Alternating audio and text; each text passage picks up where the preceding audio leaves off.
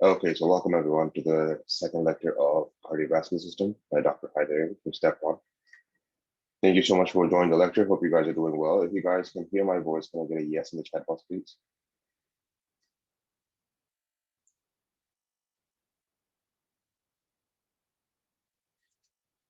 Okay, good. So while we wait for the other students to sort of come and join, can we do a quick revision and recapitulation of some of the topics from yesterday?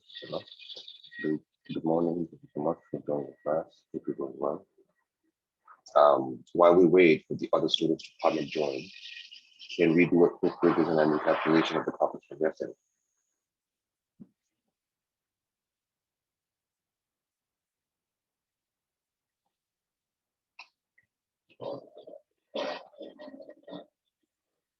Yes. If you have a patient who comes to you with signs and symptoms of recurrent upper respiratory tract infection, the patient has the patient has been trying to conceive with his wife for the last 1 year, and the patient on auscultation has an apex beat at the right fifth intercostal space. What is your provisional diagnosis for this patient?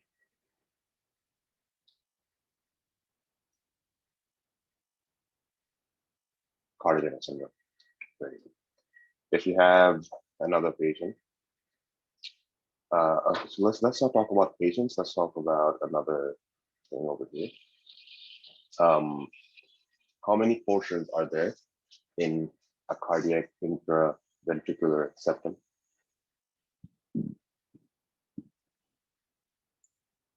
How many portions are there? Two. Very good. One is the muscular portion. Another one is the membranous portion. In a ventricular septal defect, which one of the portions, membranous or muscular, will get hampered or will not be there, for which there will be a septal defect? Membranous. Very good. Okay, next one. From where do we have the development of the aortic and the pulmonary valves? From where do we have the development of the aortic valves and the pulmonary valves? Endocardial question. Endocardial question. Okay, endocardial question of the AV canal or endocardial question of the outflow tract? Which one? For aortic and pulmonary. Very good. You have another patient who comes to you with left atrial enlargement. The smooth part of the left atria is developed from which embryonic structure?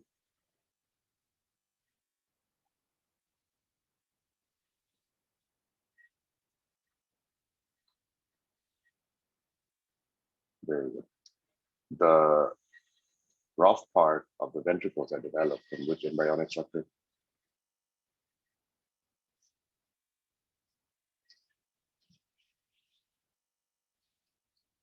You have a patient who has jugular venous distension. The jugular veins, they receive direct venous drainage from which vein? Can anyone tell me?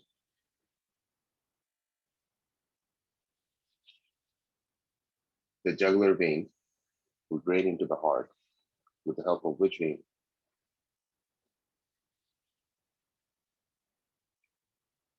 Superior vena cava. Where is the superior vena cava developed from?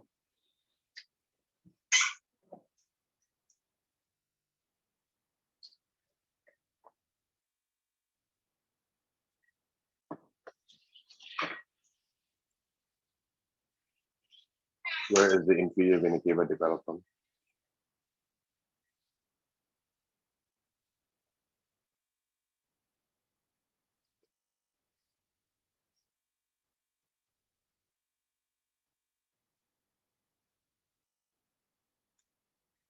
Oh, here. Um, over here, how many layers of, oh, which portion of the heart is interior in the thoracic cavity?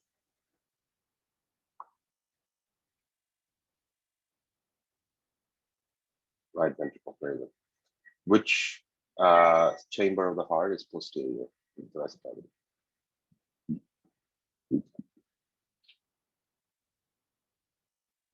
If you have a patient with mitral stenosis and they're coming to you with esophageal compression syndromes and hoarseness, what is the name of the syndrome?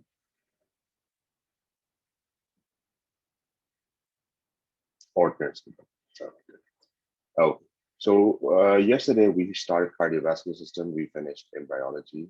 We finished anatomy. We started physiology.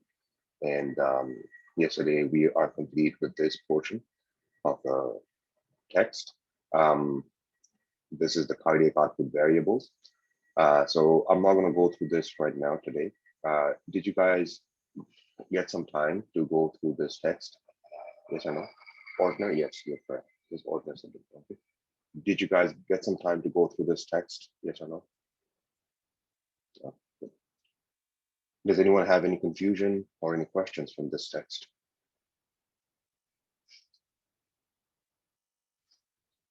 Does anyone have any confusion or any questions? No. Okay.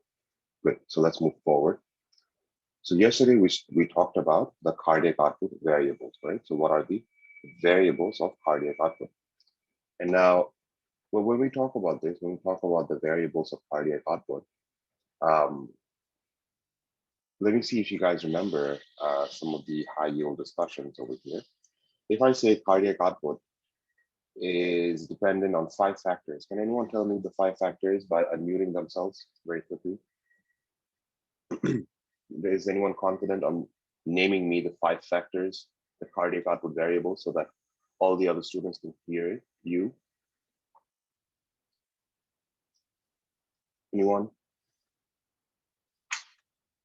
Oh. How about you guys use the chat box then? Cardiac output variable. The cardiac output is dependent on 5 factors or 5 variables. Number 1 is, can anyone tell me what number 1 is? Number 1 is stroke volume. Very good. Number 2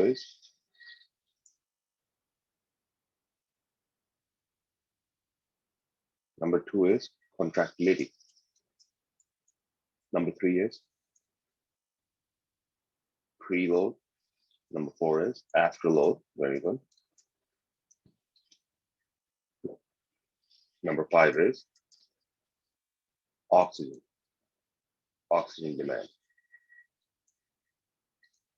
Okay. If stroke volume is basically stroke volume will increase with contractility and preload and decrease with afterload.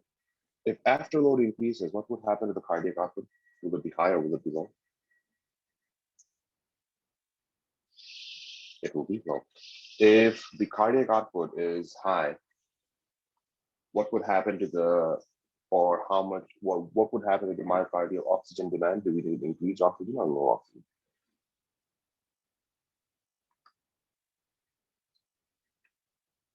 Increased oxygen. Okay. So the thing is, I want to talk about the first thing over here. The first thing that I want to talk about is stroke volume. Okay. I want to talk about stroke volume. What is stroke volume? Stroke volume is basically the amount of blood that is leaving the heart, right, with each contraction of the ventricle. So for example, the ventricle, what would happen is, at first, what do we get? At first, what do we get? We have blood that's coming in from the lungs into the left atrium, right? And when the blood comes into the left atrium, there is closure of the mitral valves. And then when the blood comes into the left atrium fills up with blood during the phase of atrial relaxation. After that, what happens is that at one point, when the pressure, right? For example, let's say that in order for something to enter a room, let's say at the top of my mind, let's say that you are trying to enter a room. Okay. Let's say you are trying to enter a room, but the room is blocked by a door or a piece of glass. In order for you to come from here to here, the only thing that's blocking you is this piece of glass, right? Is this piece of glass. So in order for you to come through this, do you have to sort of overcome the pressure that is being provided by the glass this way? Yes or no? For example, let's say the only way you can enter this room is if I tell you that you have to break the glass and you have to enter the room, right? So if you have to break the glass, do you have to apply pressure to the glass that is more than the pressure that is being applied by the glass? Yes or no? The answer is yes. So basically, at one point, when the blood is going to when the blood is basically going to accumulate in the atrium, at one point, all this blood in the atrium will increase the pressure, right? Because the volume, if the volume of blood increases in this cavity, then the pressure is also going to increase. When the pressure in the atrium is high and it overcomes the pressure over here, right? And it overcomes the pressure over here, only then will the mitral valves open. Okay, so now the mitral valve is opening. When the mitral valve opens, what's happening? Let me just remove these two arrows first. One second. So when the mitral valves, when they open, what happens? They keep on opening and blood moves from the atria to the ventricles, right? And the blood moves from the atria to the ventricles, and the blood also keeps on coming this way because now the gate is open. At one point, all of this will be filled up with blood. When all of this is filled up with blood, right now, the pressure over here is high than the pressure over here, right? And now this mitral valve, this will close. Okay, this will close. When this closes, right? When this closes, the amount of blood that stays over here after the end of relaxation. So if the ventricle was not relaxed, if the ventricle kept on contracting like this, will we get a lot of blood? Yes or no? The answer is no. In order for blood to enter from the atria to the ventricles, the ventricles have to be relaxed. They have to be relaxed.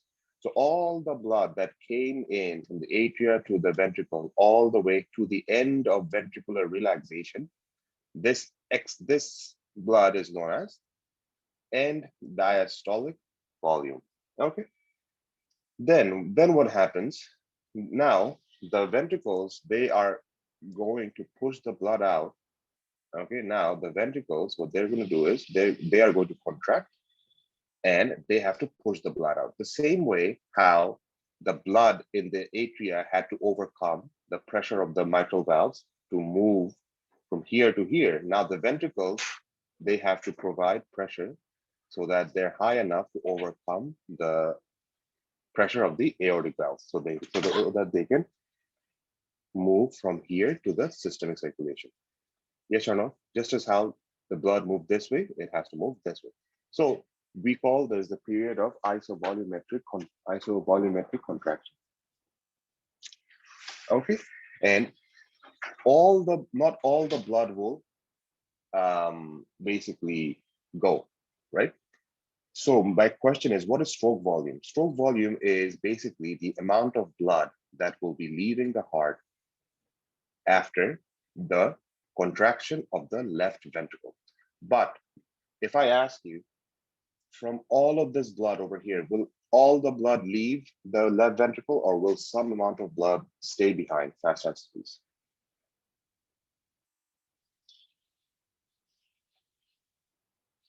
Some will stay behind, right? So if we have to calculate stroke volume, then can we just subtract the end diastolic volume with the end systolic volume? Yes or no? Yes or no? That is, what is stroke volume? Stroke volume is the amount of blood that's leaving the heart from the period of isovolumetric relaxation to the period of the blood leaving the heart after isovolumetric contraction, as simple as that. Okay. So in simple terms, in simple words, blood leaving the heart after relaxation and contraction is stroke volume, as simple as that. Okay, so why am I repeating this so many times? Now, this is the question. Why is this important? This is important because if there's anything that is hampering with ventricular relaxation, will the end diastolic volume increase or decrease? End diastolic volume will decrease. If end diastolic volume decreases, what would happen to stroke volume? They will decrease, right? If stroke volume decreases, then what is the problem? Then the amount of blood that will be leaving the heart will be very low. And if that's the case, then the amount of blood that's leaving the heart and going to the organs, the major organs of the body, they are going to be low. If they are low, then what is the problem? The problem is that they will not be able to carry enough nutrition and oxygen to the organs. So what happens? The metabolic function of the major organs of the body, they start to fail, and every organ in the body sort of goes into a state of hypoxia, yes or no? And whenever they go into a state of hypoxia, the metabolism, they change from Arabic to anaerobic. When they change from Arabic to anaerobic, what's the problem? The problem is that over here we have lactic acid accumulation. If there's lactic acid accumulation, then what is the problem? The problem is if there's lactic acid accumulation, the pH will fall. Okay, next, if the pH falls, then what's the problem?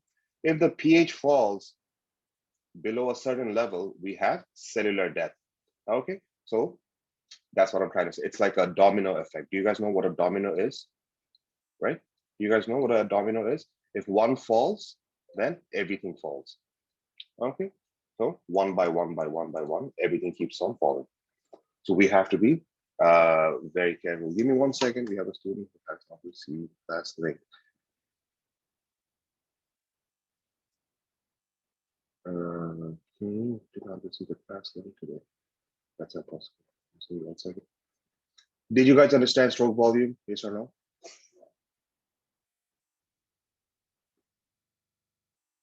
Okay. Okay. Next one. Okay.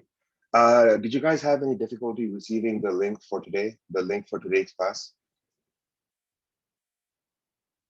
Did you guys have any difficulty? No? Okay. Did you guys find the, I did not receive it. Okay. I apologize, Dr. Medul. I'm not really sure why you didn't receive it. I'm gonna have to check. Okay. But I'm gonna make sure that it doesn't happen again. I apologize for the mistake. I'm not really sure how that happened. I sent it out myself yesterday. I apologize. Okay, so we talked about stroke volume, Dr. Medula. I'm going to repeat this one more time towards the end of the lecture. So I'm going to move forward very quickly over here. So that's that. Okay, now let's move forward to the next one, that is ejection fraction. Okay, are we all clear about stroke volume? Yes or no? Yes, everyone. Are we all clear about stroke volume? Okay. Okay, good. Can you guys tell me some conditions where the end diastolic volume will decrease? For example, the number one cause of decrease in diastolic volume is if the left ventricle is hypertrophied, right? If the left ventricle is hypertrophied, then will it have a lot of space to accumulate a lot of different, a lot of blood? Yes or no? The answer is no, right? If we have a cardiac tamponade, that is accumulation of blood in the pericardial space, will we have a lot of space to accumulate the blood? The answer is no. If we have constrictive cardiomyopathy, right? If we have constrictive cardiomyopathy, will we have a lot of space to accumulate a lot of blood? Yes or no? The answer is no. If we have dilated cardiomyopathy, can the ventricle relax to accumulate the blood? The answer is no. If we have restricted cardiomyopathy, can we accumulate a lot of blood? The answer is no. If we have hypertrophic obstructive cardiomyopathy, can the ventricles? Okay, so you sort of get the idea of what's happening. Okay, so do not forget this. This is very, very important. Let's move on to the next thing over here, ejection fraction. Ejection fraction is basically a straight cut equation, which is basically going to tell you if your heart is functioning to its maximum capacity or not. So ejection fraction is directly an indicator of how well the ventricle is being able to contract and how well is the blood being able to leave the left ventricle and enter the system circulation. So let's come back to this picture one more time. If I tell you what is ejection fraction, the word says fraction, which immediately should make you think that it's an amount of an amount. For example, this is something like a fraction, right? A by B. So what is the fraction? The fraction is, ejection fraction is basically how much blood is leaving the heart, right? How much blood is leaving the heart from the amount of blood that stayed in the heart. Very, very simple. So from the total amount of blood that stayed in the left ventricle, out of that portion, how much blood effectively left the heart and entered the systemic circulation. So if I ask you something by something, and the denominator is basically the total amount of blood that stays in the left ventricle, then what should I write over here? End diastolic volume or end systolic volume? Fast Francis, please. End diastolic volume. Very good. And if I tell you the amount of blood that left the heart from the total amount of blood that stayed in the left ventricle, then what should I write in the numerator? That is stroke volume. Okay, that is stroke volume. Okay, are we clear? Yes or no? A lot of students, they have a confusion of stroke volume and end systolic volume. Okay, it's very easy to understand that stroke volume is something else and systolic volume is something else, right? For example, if this is the heart, then what's happening? If the heart is contracting, right, there is a certain portion of blood that will leave the heart and enter the systemic circulation. We call that portion or volume stroke volume. But not all the blood will leave the heart because the heart will never be able to empty its ventricular cavity. So there will be a certain portion of blood that will stay behind over here, right? This portion of blood that stays behind after contraction, that's called end systolic volume. Okay. Okay. Are we clear? No, that's it. Okay, so ejection fraction is this. Now, but the thing is, over here, can anyone tell me what the normal ejection fraction of a human should be? How much should it be for a normal day-to-day function?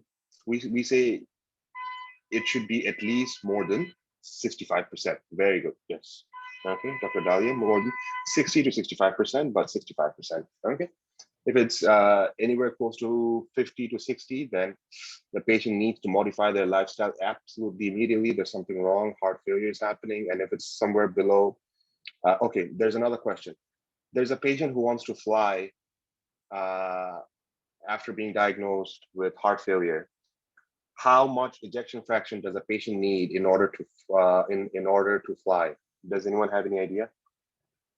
In order to fly, or in order to enter an airplane and fly in a flight of 12 hours? There's a question in your step one. How much ejection fraction is required? The minimum amount? Okay, the answer is 35 to 45%. 35 to 45%. Okay. Okay, so we'll talk about these questions later. Let's move forward. Let's talk about cardiac output. Is everyone ready? Yes or no? Let's talk about cardiac output. What is cardiac output? Okay, so we talked about stroke volume. Now let's talk about cardiac output. What is cardiac output? Cardiac output is how much blood is leaving the heart each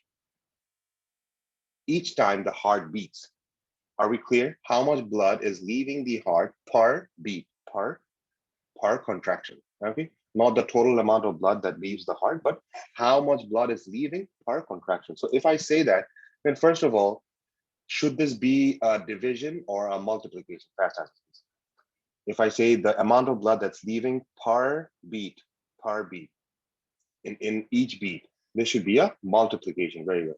So what is the amount, what is the term that we use for the amount of blood that leaves the heart?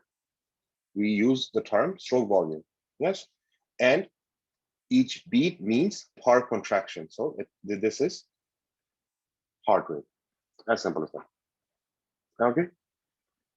That's it. Another way that we can calculate cardiac output is by the myocardial oxygen demand. The way that we do this, and we barely use this equation, this one is more high yield. The way that we do this is that we try to measure the rate of oxygen consumption, because the more oxygen the heart consumes, that means the heart is working more. And this is an indication of the fact that the cardiac output will also be more. And we divide that with arterial oxygen minus venous oxygen. Why do we subtract this arterial oxygen minus venous oxygen? Because we want to take away the venous oxygen, because only the oxygen that leaves back, that stays back in the arteries, are being able to supply the heart. So the amount of oxygen that is being consumed by the heart muscles from the amount of oxygen that stays in the arteries is a direct depiction of the cardiac output. But the thing is, we barely use this principle. This is called the fixed principle. We barely use this for your step 1 exam. In majority of the cases, we only use this equation, so you guys can only focus on this. Okay, so that's it. Next one that I want to talk about is pulse pressure. Okay, next one that I want to talk about is pulse pressure. What is pulse pressure? Pulse pressure is very simple. Pulse pressure is basically the difference between the systolic blood pressure and the difference between the diastolic blood pressure.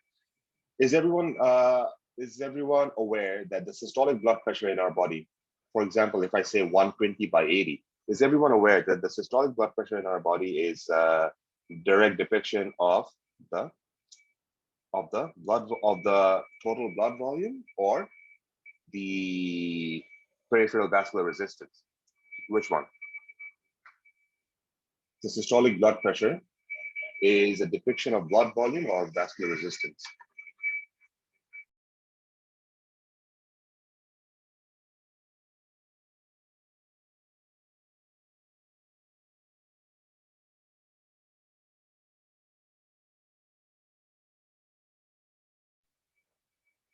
Okay. So we have 120/80. Always remember this. For example, how many of us have heard that increase of the diastolic blood pressure is worse than the increase of the systolic blood pressure? Yes? Okay. Why? Why have we heard this? Why are we afraid of this value and not very afraid of this value? Okay. You guys ever think about this? The reason being is because whenever we talk about something over something like this, systolic over diastolic, systolic means this is basically the pressure. This is the pressure with which the heart, with which the blood is being forced out, right? And this is basically the diastolic blood pressure, which is basically saying how how easily the blood can return back to the heart. Okay, so the thing is, if that's the case, then the systolic blood pressure is basically your depiction of the total blood volume, and the diastolic is basically the depiction of the vascular resistance. So if we have high blood volume, that's still not okay, but it's even scarier when the vascular resistance of your body is high. Because if the vascular resistance of your body is high, meaning if the diastolic is high, not only will the heart have to work more to push the blood out, the heart will also receive less blood. So it's a double whammy. Do you guys know what a double whammy is? Like, it's two injuries together. So that's the problem. So that's why we always want the diastolic to be somewhat close to 80, not more than that.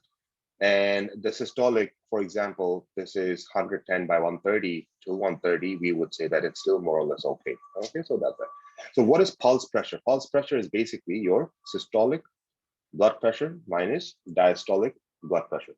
Okay, normally it should come to around 40. Okay, normally it should come to around 40. Let's talk about another one. Let's talk about mean arterial pressure. What is the mean arterial pressure?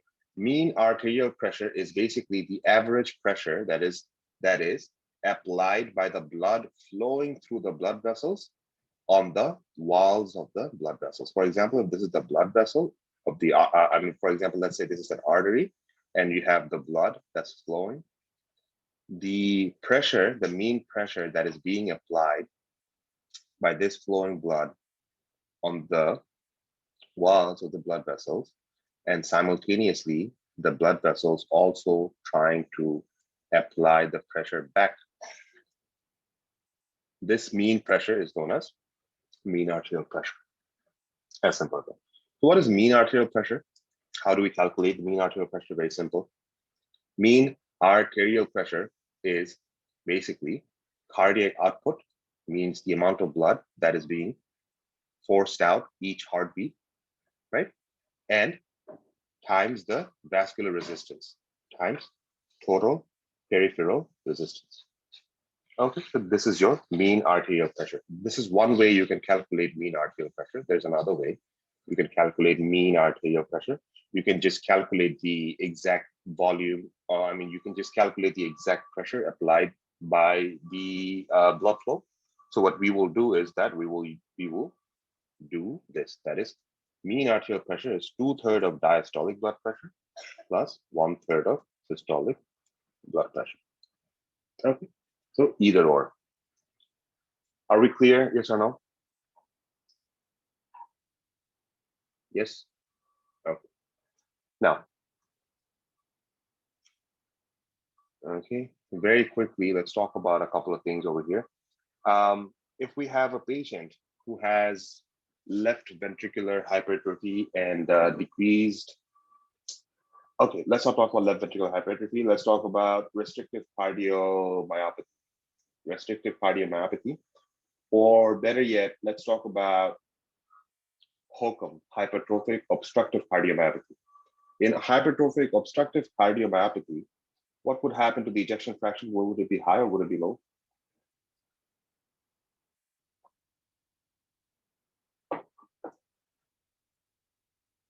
It will be low. Let's talk about restrictive cardiomyopathy due to amyloidosis.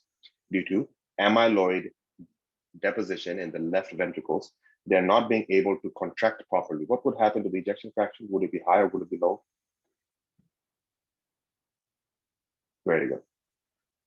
If we have over here, if we have a patient who has, let's say that we have another patient who has,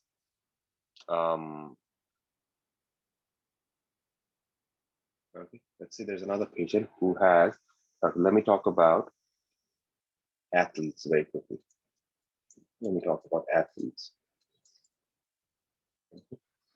What happens in athletes? Athletes basically,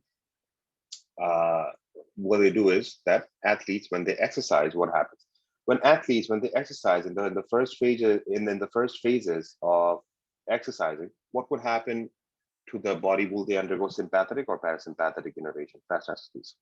When you're exercising, sympathetic. If there's a sympathetic innervation, then what would happen? The beta-1 receptors will be activated by the sympathetic neurotransmitters. And what would happen to the cardiac output? Will it be high or will it be low?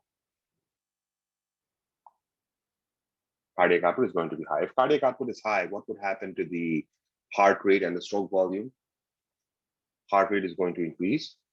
Stroke volume is also going to increase, right? If heart rate and stroke volume, if both of them increases, at one point, isn't there a possibility that the heart rate can actually keep on increasing as much as possible? For example, the heart can beat at 90, 120, 150, until and unless there is absolute failure. For example, let's say the heart is beating at 200, 250. At that point, the heart might enter into ventricular arrhythmia, right? But that's a pathology. I'm talking about physiology. The heart rate, but still can keep on increasing.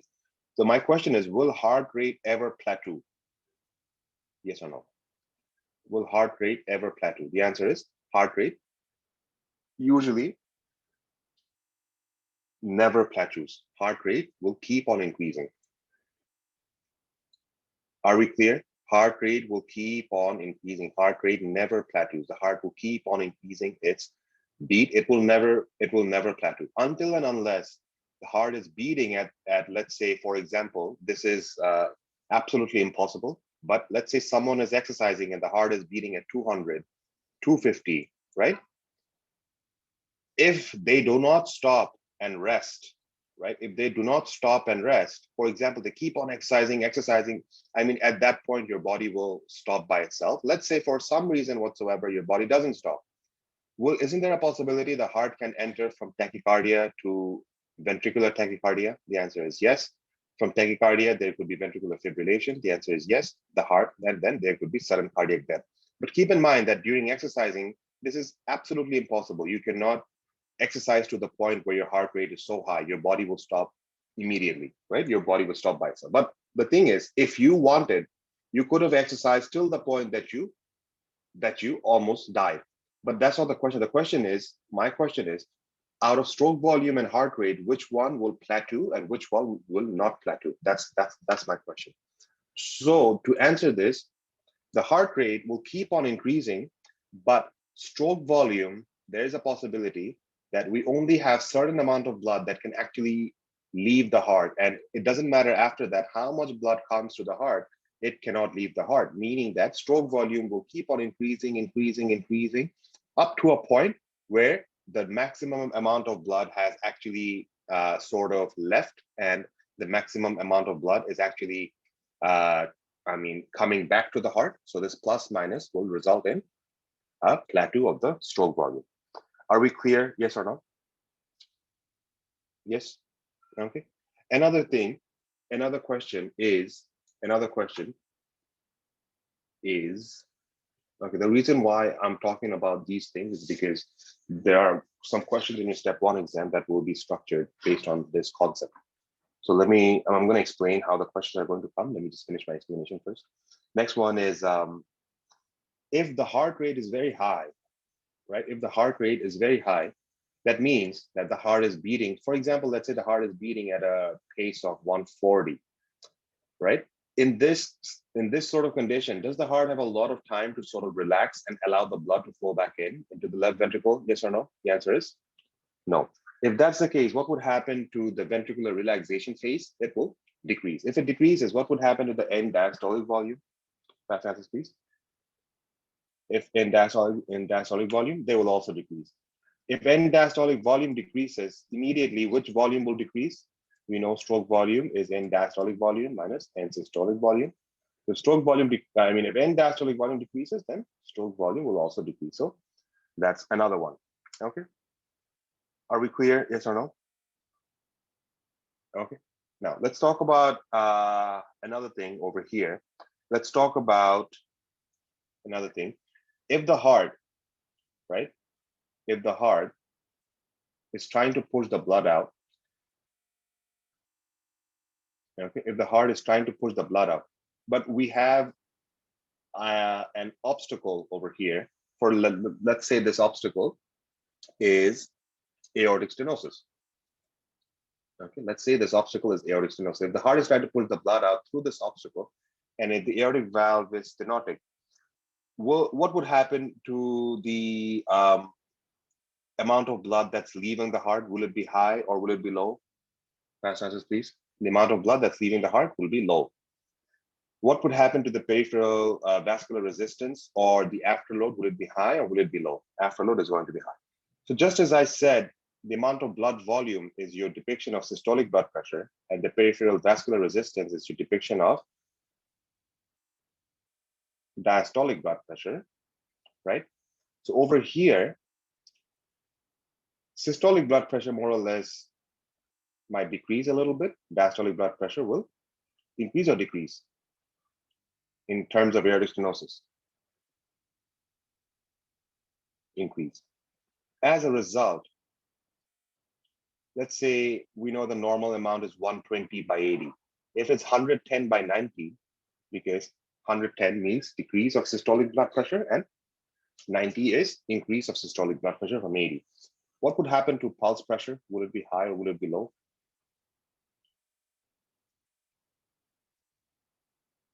Very good. Pulse pressure will be low in something like this. Another one is, let me give you another example. Let's say right now, the heart is not being able to pump the blood out. Okay. Let's say the heart is not being able to pump the blood out. Let's say this is a situation of cardiac arrest or total cardiogenic shock, right? The blood is not being able to leave the heart. Immediately, what would happen to the systolic blood pressure? Will it be high or will it be low? If it will be low. The diastolic blood pressure can somewhat be the same, but then again, in times of cardiogenic shock, there is a high release of epinephrine, norepinephrine, angiotensins, and all of those things. So they act as potent vasoconstrictors that also increases the vasoconstriction. And we know vasoconstriction increases your afterload. So in times of cardiogenic shock or cardiac arrest, what would happen to the pulse pressure? Will it be high or will it be low? Will it be high or will it be low? It will be low. Okay, we see Dr. Nazaret who said high, who said high. That means that there's a confusion. Okay, let me talk about this one more time. Cardiogenic shock, what's happening? In cardiogenic shock, is the heart being able to pump the blood out? Fast answers, please. Yes or no? The answer is yes or no? No. If the heart is not being able to pump the blood out, the total amount of blood that leaves the heart, high or low? Fast answers, please. We really don't have a lot of time. The answer is no. Okay. What would happen to the peripheral blood vessels under the influence of sympathetic innervation, epinephrine, norepinephrine, angiotensin? Will it be high or low? Vasoconstriction. Vasoconstriction will be high. As a result, systolic blood pressure is falling, diastolic blood pressure is increasing. What would happen to the pulse pressure? Will it be high or will it be low? It will be low, right? Are we clear now? Yes or no? The answer is yes. Okay. Same thing. Please try to think about another condition surrounding the heart. You have a lot of fluid, or let's say you have a patient with cardiac tamponade. In a situation of cardiac tamponade, the left ventricle, is it being able to fill up with blood properly? Yes or no? Fast answers, please. We do have a lot of time. The answer is no. If it doesn't fill up with blood properly, will the ventricle contract this way? Yes or no? I mean, will the ventricles expand this way? Yes or no? The answer is no. If it doesn't expand this way, will it contract this way? Yes or no?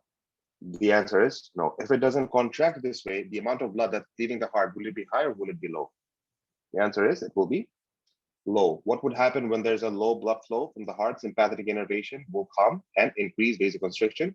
So diastolic blood pressure will increase or decrease, meaning the total vascular resistance will increase or decrease. It will increase. If systolic blood pressure falls and diastolic blood pressure increases, what would happen to pulse pressure? Will it be high or will it be low? Last chances, please. It will be low. Okay, so this is what happens in cardiac tamponade. Okay.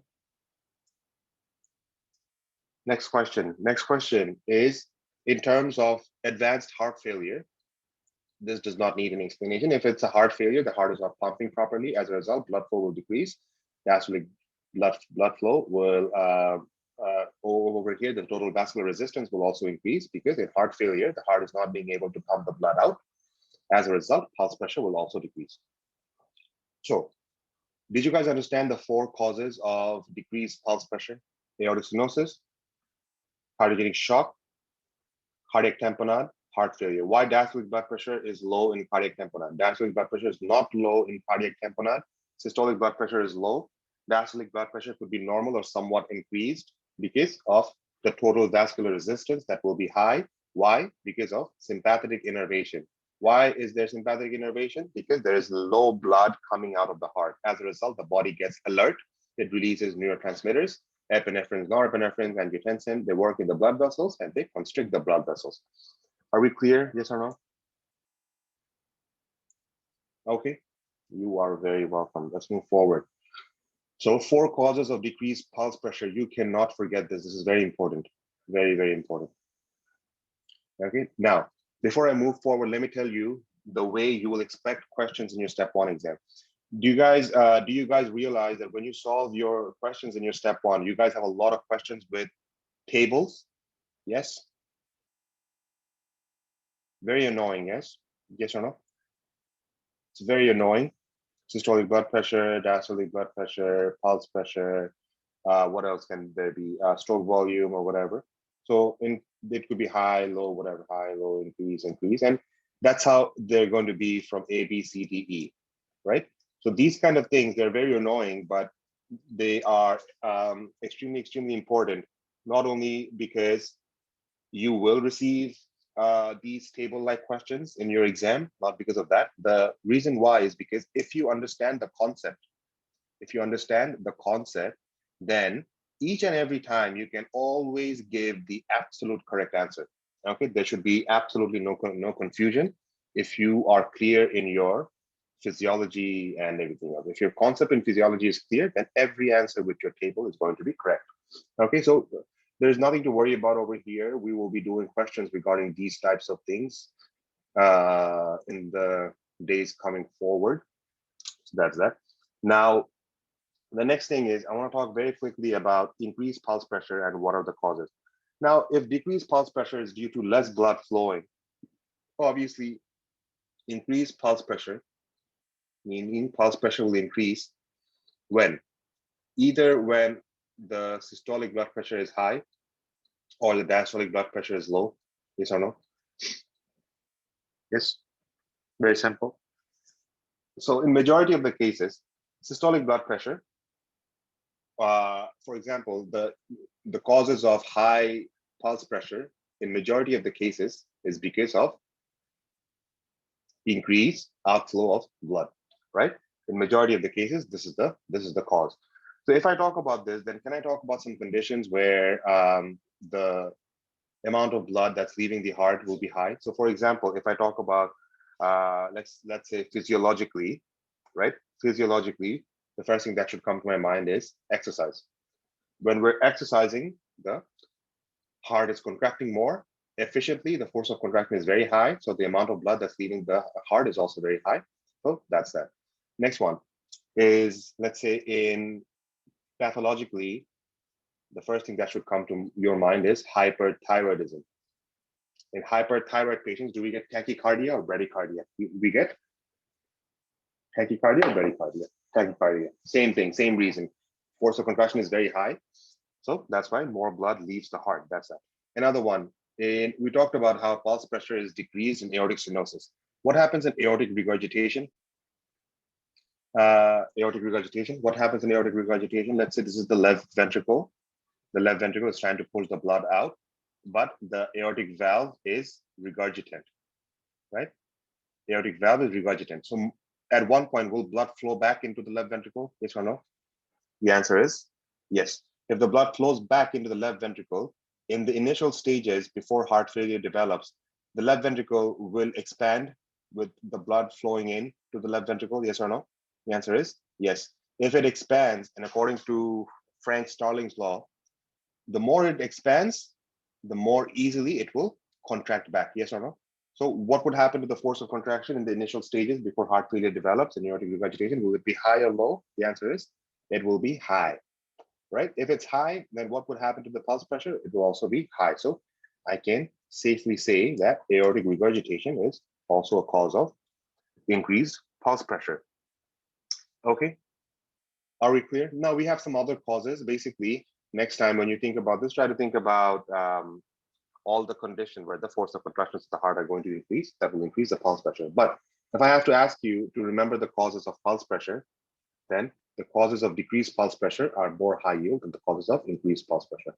Okay, so that's that. Another thing that I want to talk about is I want to talk about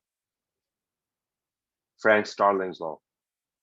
Okay, Frank-Starling's law. Now the thing is, let me tell you how or what is the law.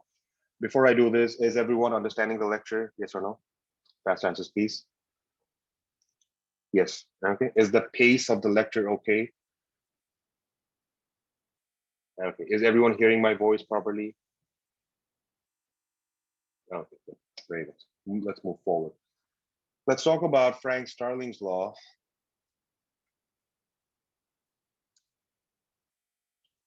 Okay. Now, what is the Frank-Starling's law and what does it suggest? Okay, let me give you a solid example. Let's say, okay, let me give you a solid and a violent example. Okay, why is this a violent example? Let's talk about two men or women. Let's talk about men. Okay, let's talk about two men who are fighting each other. Okay, so there's this red man and there's this blue man. Okay, so they are basically fighting each other. Okay, this is not really the way to basically show you this, but let me just tell you what happens. Okay, our focus is on the blue man, by the way. Let's say that they decide to push each other, right? The red man decides to push the blue man decides to push the red man. So let's say initially the blue man does not do anything, right? But the red man pushes him really hard, right? And he goes back like this. When he goes back, isn't there a possibility that right now, when the blue man pushes back on the red man, to push much harder and stronger? Yes or no? Yes. Okay. My apologies. Just give me 1 second.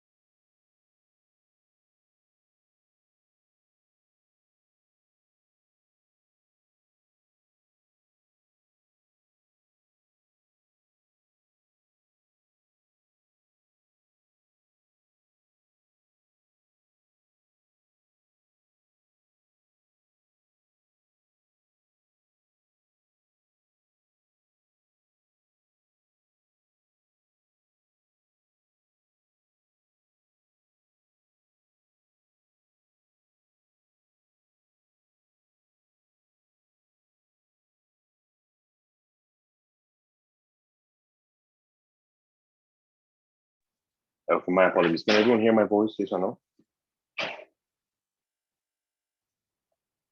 Okay. All right. So yes, so we were talking about the Frank-Starling. Now the thing is, we have the red man, the blue man. The red man pushes the blue man.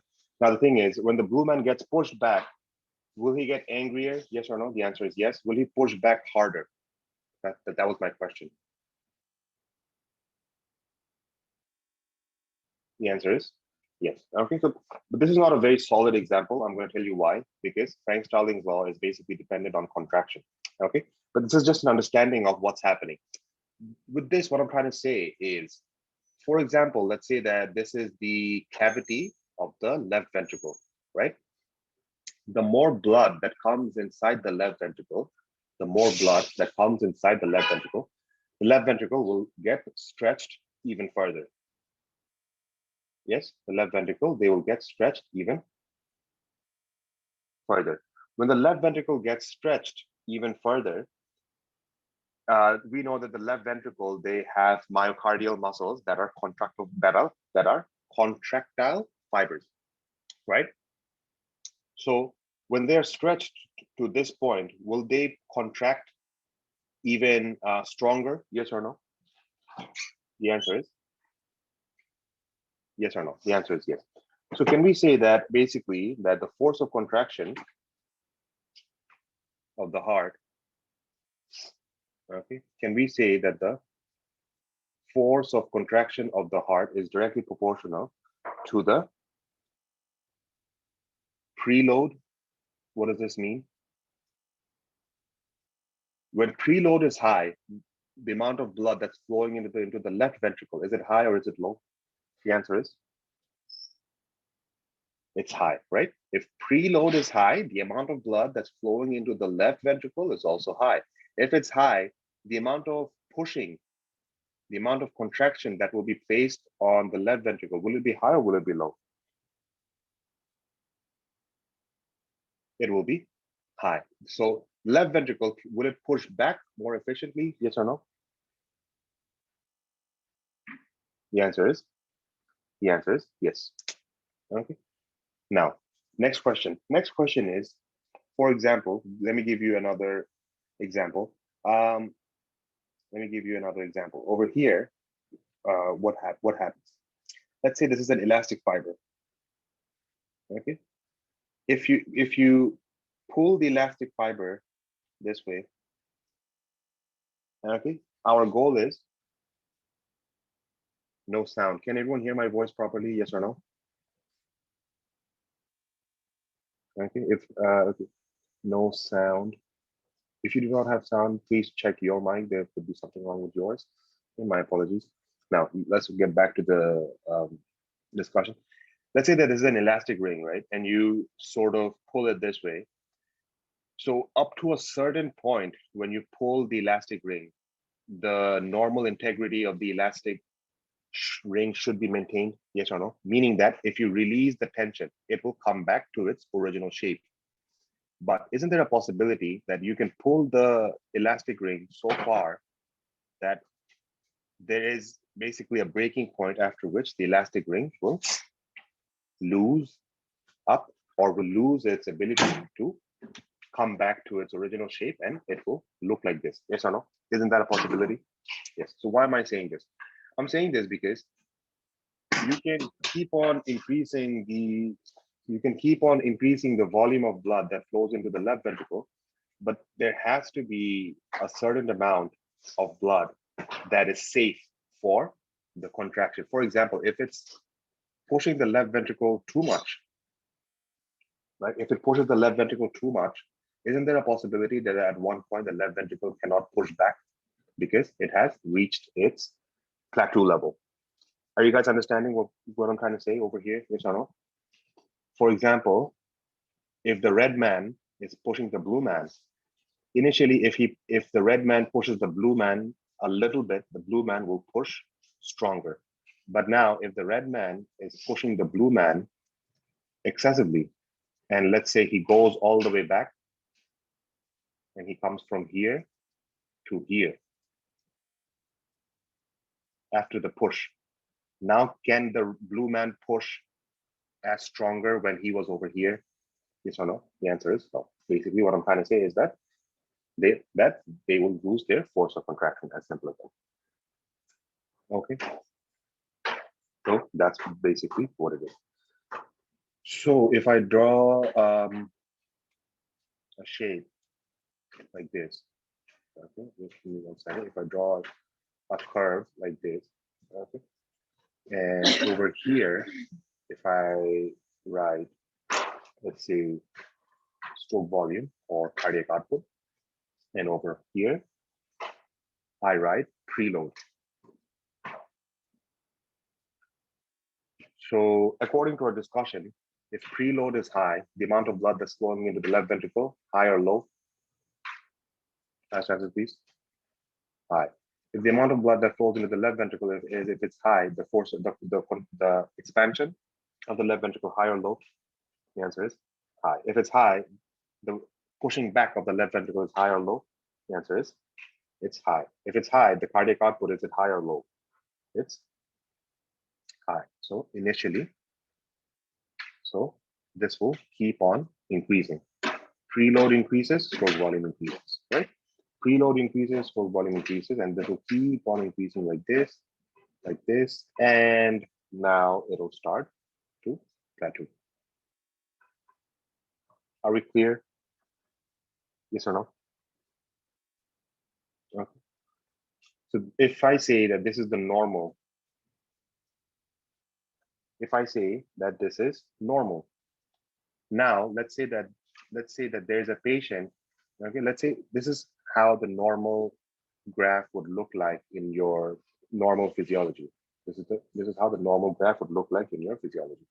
Now let's say that there's a patient who has increased blood transfusion or IV fluid transfusion or IV or fluid overload, right? Now in those patients, the preload is going to be high, way higher than normal, and the cardiac output is also going to be high. So can they look something like this? Yes or no? Okay. So if this is our margin, if this is our normal margin, then anything above this margin is an indication that preload is high and stroke volume is high. So this could be fluid administration, this could be exercise, sympathetic innervation, or anything else. This one, this value. This is your value for, let's say, this is your indication that this is the patient is undergoing exercise or fluid administration, right? Simultaneously, if I say that the graph is now starting to look like this, that must mean either the patient is losing blood, yes or no? That's number one, blood loss. Or that must mean that the heart is not being able to contract properly, yes or no? That the heart is not being able to contract properly. So what are some causes of the graph or the curve looking like this? That must mean that either the patient is losing blood, so blood loss is directly proportional to preload, that's that. Next one is, can I say heart failure because the heart is not being able to pump properly? The answer is yes or no? The answer is yes. Okay. If there's a patient who comes to you with heart failure, and then the answer, and in the question, you see that the graph looks like this. Okay. And after administration of a certain drug, the graph changes from like this to like this in that very particular patient of heart failure. Can anyone tell me what is the name of the drug that has increased the graph chart? The name of the drug is? Very good, digoxin. Okay. Are we clear, everyone? Yes or no?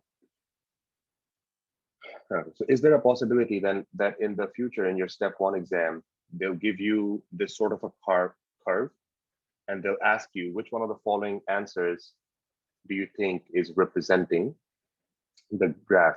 From there, do you have to find out the answer? Yes or no? Okay. The answer is yes. Okay. Next one. Are we clear about cardiac physiology, what we're studying right now?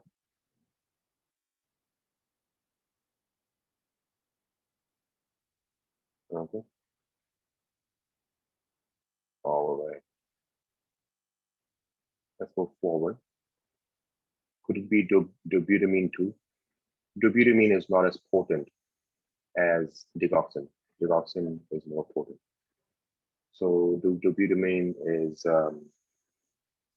even if it does, it won't be as much. Okay. No. Next one. Next one is I want to talk about another sort of a cardiac vascular curve. Okay, let's talk about. One second.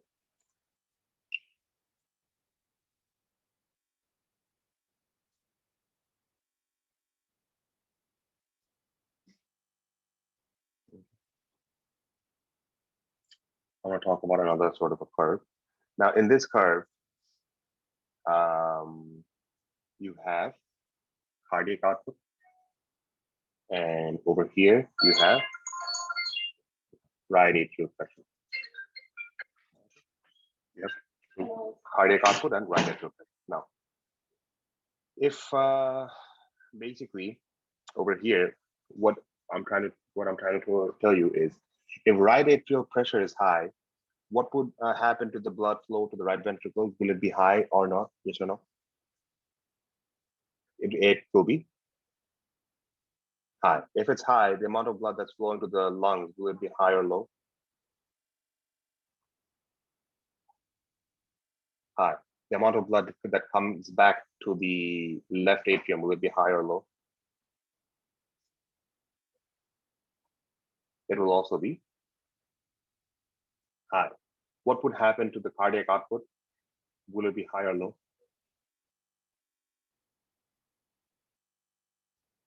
It will be high. Very good. So can we draw a curve that looks like this?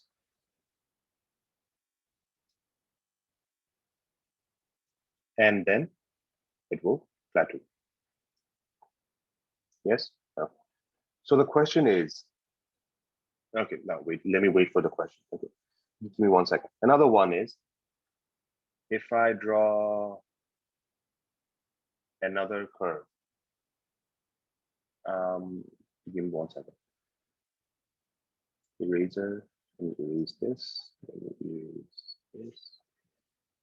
Okay, now please put your attention, because this is going to be a little bit of a roller coaster ride. Just give me 1 second over here. Let me say right now, instead of cardiac output, I write venous return. Venous return. Now, venous return, if it's high, what would happen to the right atrial pressure? Right atrial, they receive blood from the superior inferior vena cava. Venous return. Okay.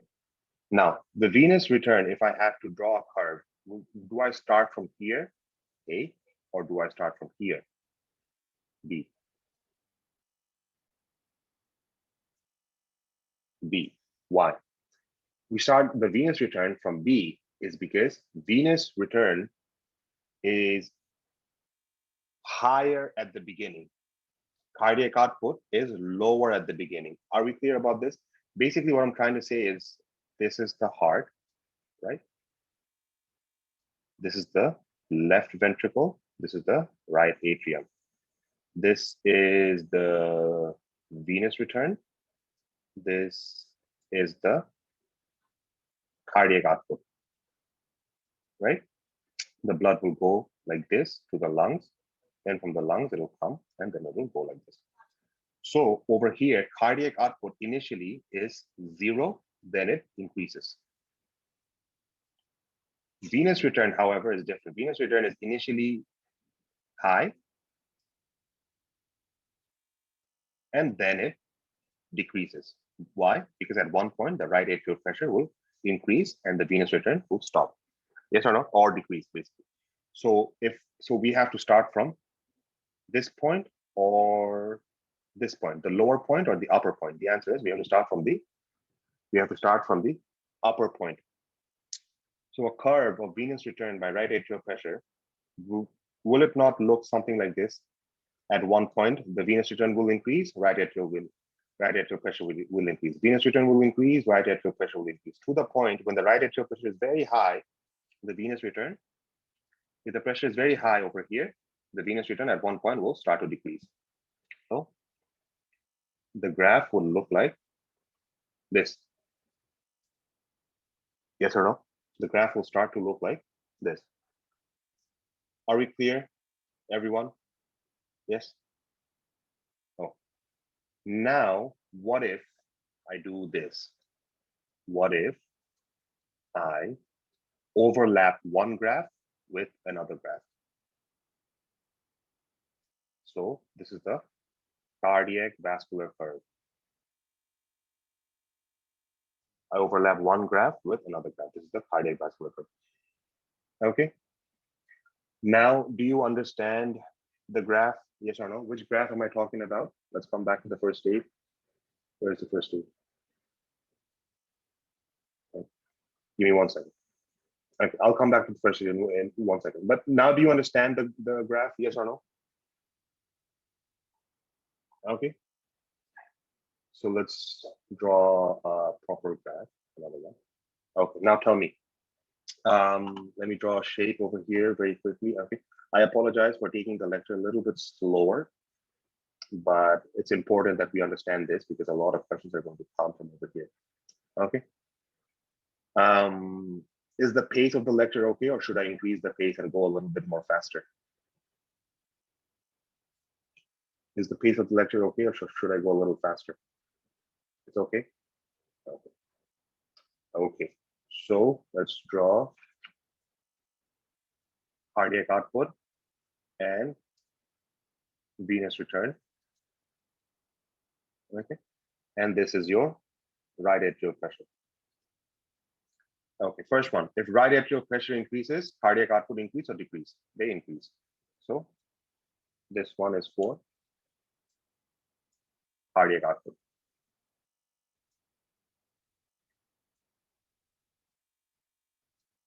Venous return, is it higher in the beginning or lower in the beginning? Higher. So will it start from here, yes or no? So the venous return increases.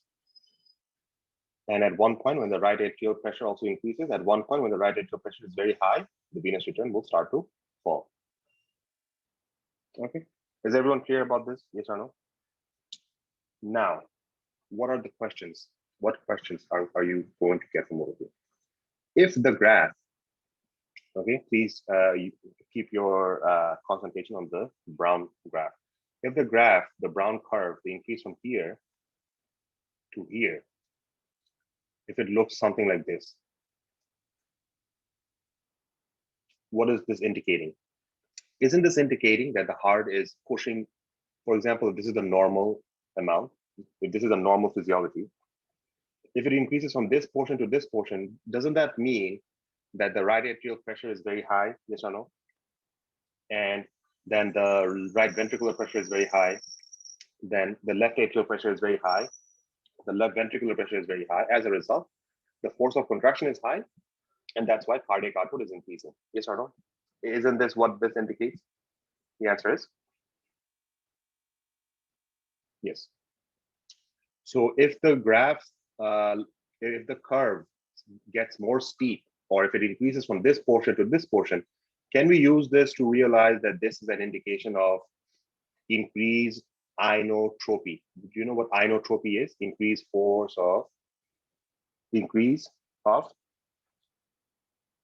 the increase of heart rate and force of contraction of the heart. Okay, increase of heart rate and force of contraction of the heart is also increasing. Okay, if the curve goes from here, instead of being high, if it gets low, what does this one indicate? Doesn't this one indicate decreased inotropy? Are we clear? Yes or no? Yes. Okay. So my next question is, okay, my next question is, what are some conditions of increased inotropy? Exercise, sympathetic innervation, yes or no? And drug-wise, it could be digoxin. All of these conditions will increase the inotropy. What are some conditions of decreased inotropy? Number one, if sympathetic is increasing inotropy, then parasympathetic will decrease inotropy, or decreased sympathetic innervation. Yes or no? Next one is opioids. Opioids will decrease the force of contraction. Okay. Yes, very good, Dr. Fadl. I'm not really sure how to pronounce your name. Is Fadi the way you pronounce your name, or Fadel? Is that how I should pronounce your name? Fadl. I'm not really sure how. Yes, it's Fidel. Fadi, Fidel. Okay, good. Good. So the fact that you mentioned cold, yes, that's a very good one, because that's exactly what I was about to mention, because the text actually fails to mention this condition, but that's a very good one. So cold or hypothermia. Okay. So please put a star mark for hypothermia, because this is actually discussed in the step 1 questions, and that's how you'll get your graph, and basically they'll ask you that if that there's a patient who has been suffering from let's say dementia or something. I think that's how the question goes. The patient was suffering from dementia, and the patient walked out of the house, and the patient got lost somewhere where it was extremely cold. He was found unconscious, and his body temperature was below 95. What sort of graph do you expect in this sort of patient? So the graph that you will expect in this sort of patient is basically the curve being below normal, something like this. So hypothermia, of course. Very good. Thank you so much for your answer. So that's it. Are we clear about the cardiac output curve? Yes or no? Okay. Okay. Now let's talk about another thing.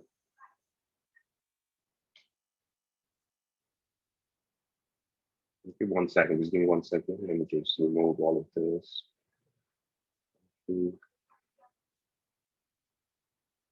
Okay. So we talked about the cardiac output. Now let's talk about a graph that looks like this. Okay. Let's talk about a graph that looks like, instead of this, let's say there's another graph that looks like this.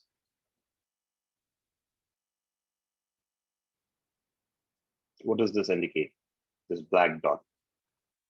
Let's say that the blue line shifted all the way to the black dotted line. What does this indicate? Doesn't this indicate that the venous return is very high? Yes or no? From the get-go, from the beginning, the venous return is very high. So if the venous return is very high, obviously it's going to start from over here, not over here, right? And the thing is, if you see that the cardiac output is okay, somewhat okay, but the venous return is also, the venous return is very high all of a sudden, at one point the cardiac output will also increase from here to here, but let's say it stays normal initially and we only focus on the black dotted line. Can you guys tell me some causes of this situation where the blue line shifted from over here to the black line? Number 1, this shows increased blood volume. Yes or no? Very good. So I would say fluid administration. Yes? Yes or no? So vice versa, if the graph falls from the blue line to the dotted line over here, doesn't this mean fluid loss? Yes or no? Decreased volume.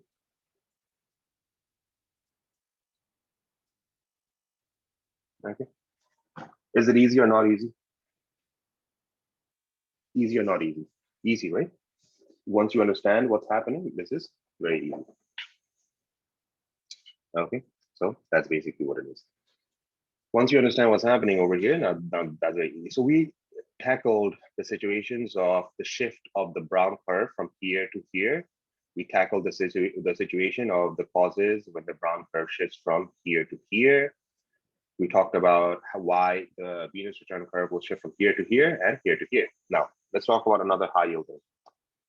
The meeting point, the point where the venous return and the cardiac output, they sort of cross each other, we use that point as our indicator for total peripheral resistance. Why? Why do we use this for total peripheral resistance? Because at the meeting point of the two curves, For example, if the total peripheral resistance is very high, then cardiac output is going to be very low. If the total peripheral resistance is very high, then the venous return will also be.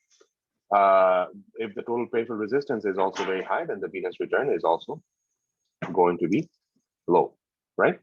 So the thing is, let's say I'll draw another curve. Okay, let's say I'll draw this curve.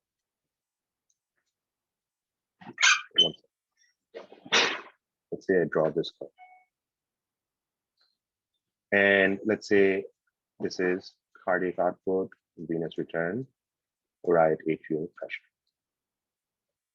If the total peripheral resistance is over here, let's say this is the normal total peripheral resistance, then the curves, they should, okay. If the peripheral resistance is very high, then the curves, they should meet like this.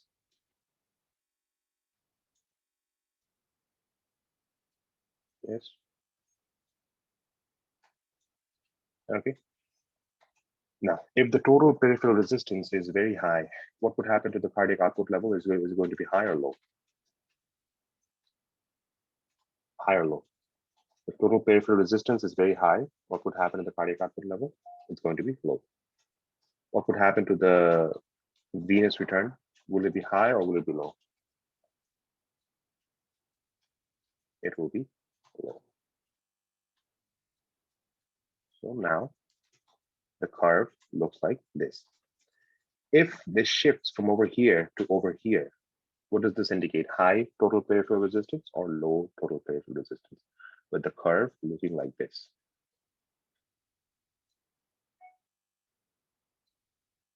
There you go. So you guys understood what I'm trying to say over here. Okay. What am I trying to say? What I'm trying to say is this, that if I draw a curve one more time, something like this, and in the drawing, what's happening? You have the total peripheral resistance over here. So the curves, they're crossing each other like this, and that's that. If it falls, if the curve falls, what does this mean? This means that cardiac output also falls and venous return also falls. Yes, that must mean that the total peripheral resistance is very high or low. High. If the curve increases and the total this also increases, that must mean that the total peripheral resistance is high or low. Low. Since the total peripheral resistance is low, that's why in this case, in the black curve, both the cardiac output and the venous return are high. Since the total peripheral resistance is high, that's when in the blue situation, the cardiac output is low, the venous return is also low. Okay, so having said this, what are some of the causes of high total peripheral resistance? It's very easy. So if the curve, let's say the red curves are your normal. The red curve is your normal curve. All of a sudden, this situation changes to this situation. That must mean that the total peripheral resistance has increased. What is the most common cause of increased total peripheral resistance? The most common cause of increased total peripheral resistance, all of a sudden, out of nowhere, is drugs. Drugs, yes. That is, you prescribe something that is directly binding to the alpha receptors, resulting in vasoconstriction, drugs. So what sort of drugs will increase your total peripheral resistance? Vasopressors, yes or no? Vasopressants and sympathomimetic drugs, yes or no? As simple as that. Another one is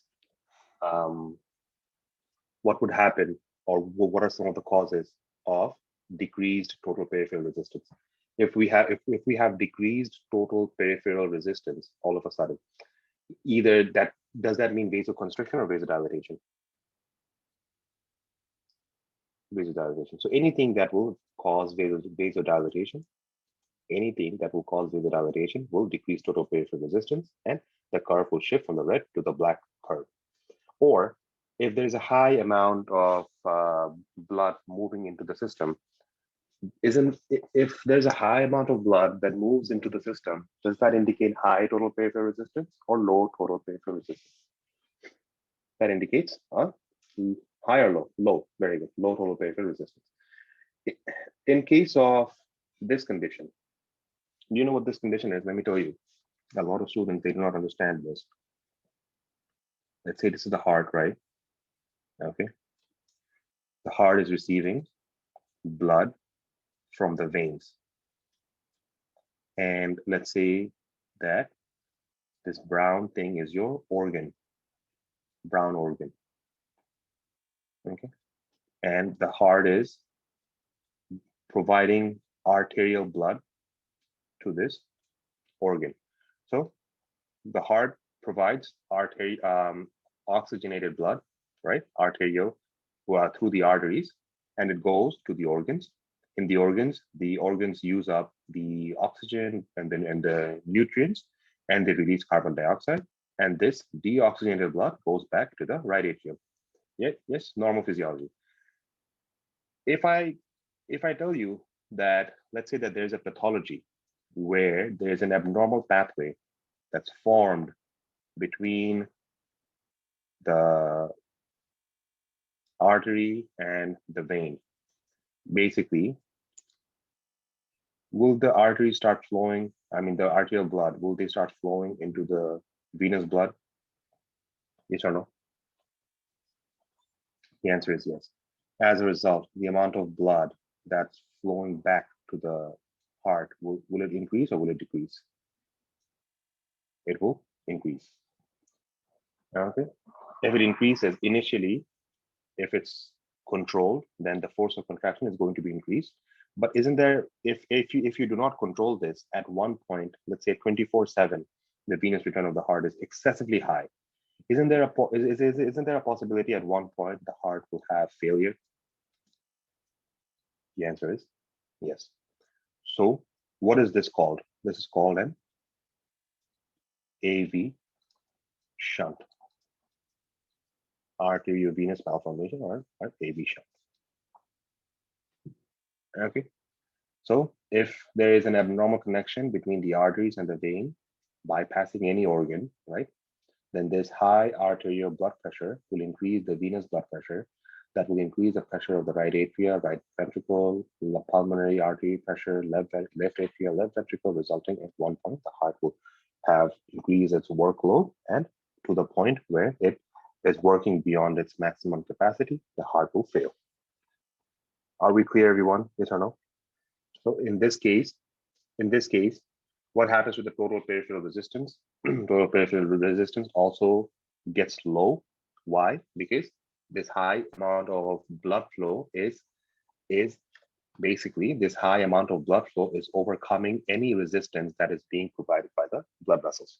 Okay, so the blood vessels, they're trying to make sure that the blood flow back to the heart is not as much, but they're not being able to control this because vasoconstriction cannot overcome the pressure of the left ventricle, right? The pressure with which the left ventricle pushes the blood out, blood vessels, they cannot overcome this. So total peripheral resistance initially might increase a little bit, but overall, the total peripheral resistance will decrease and the curve will start to look like this, exactly like the black curve. So one of the major causes of this shift of curve from here to here is AV shunt. Okay, is everyone clear about this? Yes or no?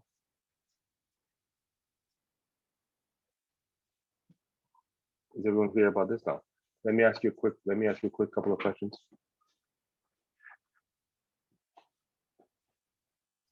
Okay, 1 second.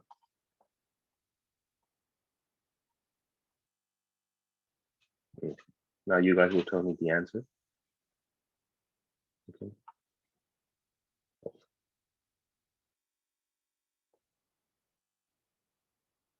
1 second.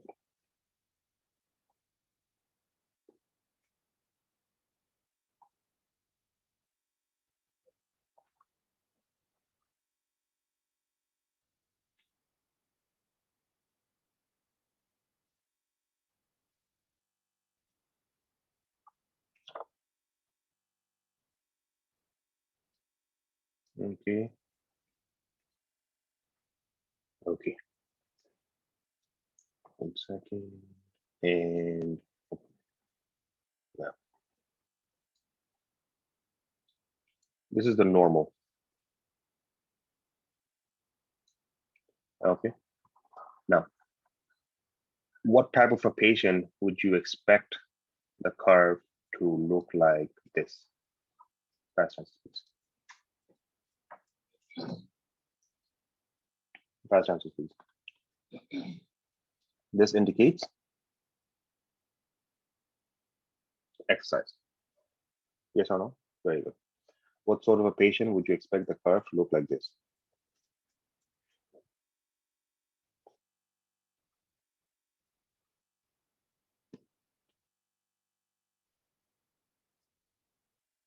Heart failure or parasympathetic. Very good. I'm really proud of you guys.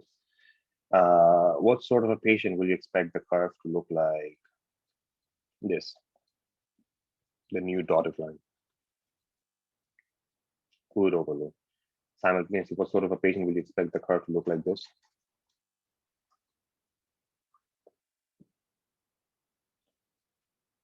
Blood loss. If the total if the curves they move here, what sort of patients will have the curve like this over here?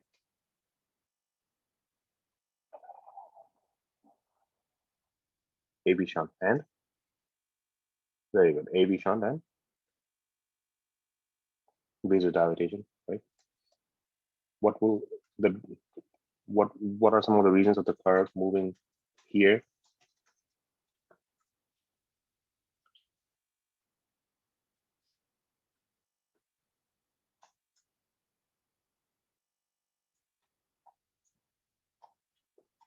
Vasopressors. Okay. Okay. Is everyone clear? Yes or no?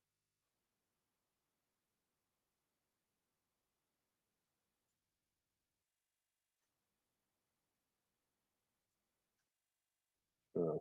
Let's move forward.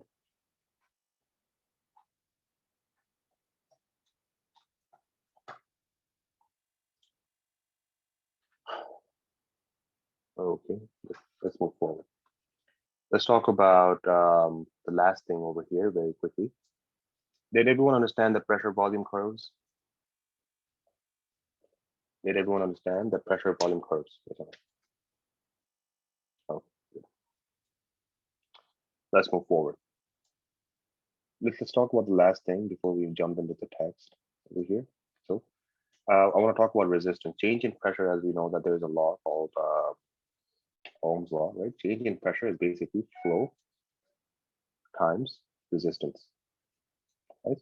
So pressure change is directly proportional to the flow and the resistance. So flow, this could be flow of blood or flow of current, and resistance would be the resistance of the blood vessels or the resistance provided by the circuit. So this is basically used in physics or in any sort of theory. That is the pressure is directly proportional to the flow times resistance. As simple as that. So obviously, if I want to calculate resistance, then resistance is what? Change in pressure divided by flow. That's one thing over here. But there's another thing that I want to talk about is after you calculate resistance, that is change in pressure divided by flow, blood vessels, they could be arranged in a sort of manner like this, right? They could be arranged like this.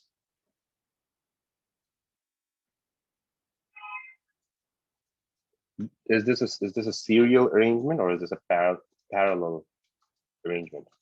The answer is this is a serial arrangement. In series, how do we calculate resistance? Do you remember from basic knowledge of physics? For example, if this is the resistance in this one, this one, this one, and this one, isn't it as simple as adding R1 plus R2 plus R3 plus R4?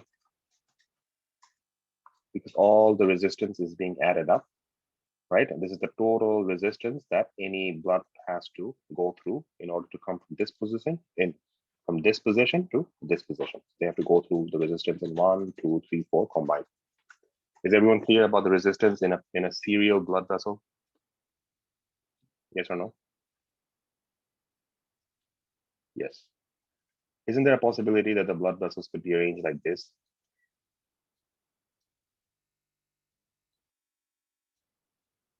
The answer is yes or no? The answer is yes. In this case, what is the equation? Isn't it something like this? 1 by R is equal to, for example, this is 1, 2, 3, 4. This will be 1 by R by 1 by R1, 1 by R2, 1 by R3, plus 1 by R4. Yes? Okay. Is everyone clear?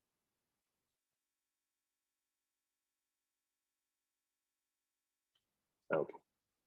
I want to talk about another thing. I want to talk about the fact that I said resistance is change in pressure divided by flow. What is pressure? What is pressure? Pressure is basically your resistance, right? Or basically how, for example, the substance that moves either in the blood vessel, right? The pressure it will apply, it depends on if the substance is a viscous substance or a thin substance. So if it's more viscous, will it apply more pressure on the walls of the blood vessels? Yes or no? For example, a thick mucus flowing through a blood wall, will it provide more pressure than, let's say, fluid moving through a blood wall? Yes or no? The answer is yes, meaning that if the substance that's flowing in the blood vessel, if it's very viscous, right? You guys know what viscous is? That means thick. If it's very thick, will it apply more pressure? Yes or no? Thick substance. The answer is yes. But let's say that it's not thick and it's nice and thin. Will it apply a lot of pressure on the blood vessels? Yes or no? The answer is yes. So change in pressure is basically the length of the blood vessels times the viscosity of the fluid, right? So this is viscosity times length divided by what is the flow? Flow is basically how easily the blood can flow through this. And if we think about this about like a cylindrical shape, right? If I think about it as a cylindrical shape, then the flow is basically pi r to the power 4. Yes or no? Yes, pi r to the power 4, the cylindrical. Yeah, yes. And over here, to maintain a constant level, because our blood vessels, at the end of the day, we're not talking about physics, we're talking about human biology. Right? In the human biology, theoretical scientists and then physicians, they found out that viscosity times length divided by pi r to the power 4, since the amount of blood vessels in a normal human is the same for everyone, right? Inconsistent of the length or viscosity, if we add 8 and a constant, then, for example, 8 times constant times viscosity times length divided by pi r4, then we can measure the resistance for humans. So why am I talking about this? I'm talking about this because there's a very high yield question in your step 1 exam where they basically tell you that you have a patient who comes to you for whatever reason, the radius of the blood vessel has decreased. What would happen to the level of resistance? Okay, so resistance is 8 times K times, did you guys understand how I came up with the viscosity times length? Yes or no?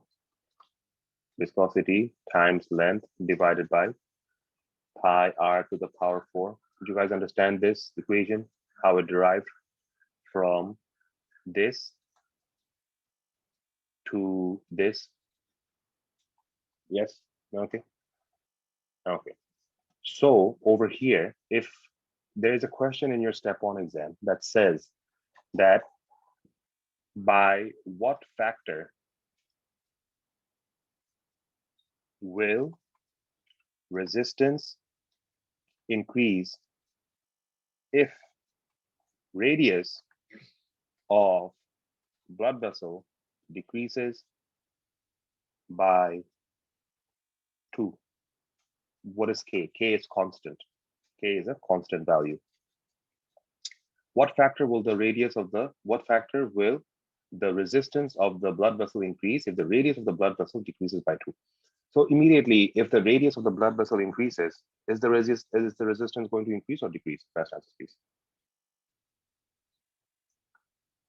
The resistance is going to decrease. How? How will the resistance decrease if the radius of the blood vessel decreases? If this is a blood vessel and this is another blood vessel,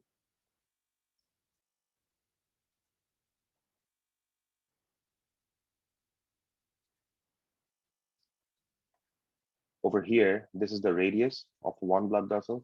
This is the radius of another blood vessel. The resistance, is it higher in A or B? B. So how did that make sense with your answer? Okay, so that did not make sense. So you gave the wrong answer. So the radius, if it decreases, the radius of the blood vessel, if it decreases from A to B, the resistance will obviously increase or decrease? Increase, right? Meaning that if the radius of the blood vessel decreases, there is more space there is less space available inside the blood vessels to allow the blood to flow. So this will provide more resistance. If the radius of the blood vessel is high, that means that there is more space inside the blood vessels. This will allow the blood to flow more easily. Now, are we clear? Yes or no? So if the radius of the blood vessel decreases by 2, will the resistance increase or decrease? Fast answer, please. The resistance will increase. Now, according to your question, the question asks by what factor? Whenever the question asks what factor and resistance is 8 times constant times viscosity times length divided by pi r to the power 4. The only value we have is that of the radius. Since the only value we have is that of the radius, and the direct question is by what factor? They asked factor, they did not ask the amount or the total value. They asked you what factor. Whenever they ask you about factors, or whenever they mention the word factor, immediately try to understand that 8, constant, viscosity, length, everything becomes 1. That is, everything becomes a constant, including the pi value. So everything becomes one value, one single value, because they did not ask for a complete answer. They asked you for factor. So whenever they ask you for factor, you have to immediately think about all the values except the radius being 1. Okay, so that's that. So it will look something like this. Or I can write radius is proportional to 1 by r4. And this is because I considered everything to be 1. So radius is 1 by, we know that the radius decreased by 2. So we're going to write 2 to the power 4. What is 2 to the power 4? 2 times 2 is 4. Then 4 times 2 is 8. 8 times 2 is 16. Yes? So 1 by 16. So over here, radius will increase by, my apologies. Resistance will increase by 16. So to answer your question, if the radius of the blood vessel decreases by the factor 2, then the resistance of the blood vessel will increase by factor 16. For your step one question. Are we clear? Yes or no? Everyone? Okay. Whoever comes across this question in USMLE step one question bank, especially from UWorld, please let me know as soon as possible. Okay. That yes, I came across this question and I understood the question and I answered the question. Okay. I got this question in my real exam. If you gave your real step one exam, you already sat for your exam? You already sat for your step one exam? Oh, it's my second attempt. Okay. Okay, good. So yes, you faced this question in your real exam. Yes or no? Is that what you're trying to say? Okay, good. Okay, very good. Okay, so the next exam will be your last exam. Okay, so don't worry. Just keep up the good work, and that's it. So since Dr. VK said that she received this question in her real exam, then I'm pretty sure you understand how important this thing is.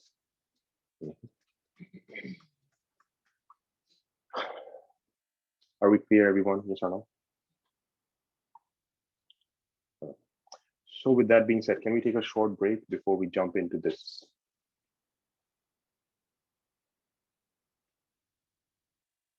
Okay, give me 1 second.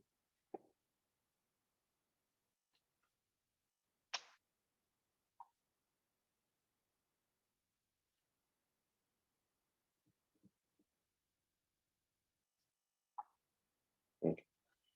So let's take a short break before I jump into this page.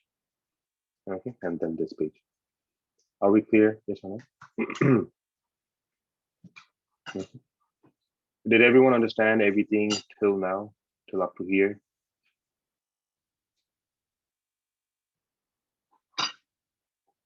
No, okay, good. Very good. Yes. Okay, you better get caffeinated. Very good. Okay.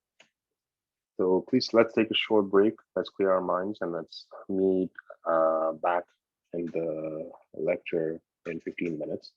So it's 11:30 as of right now. I'll see you guys at 11:45. Okay. Thank you so much for your attention. Let's take a break.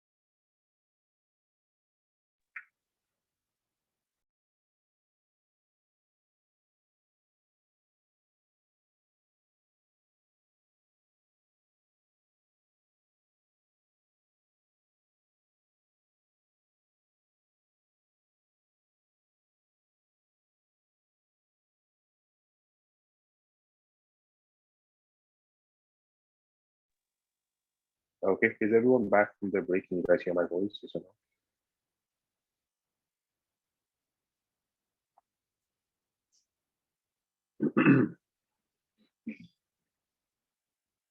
Can everyone hear my voice? Is everyone back from their break?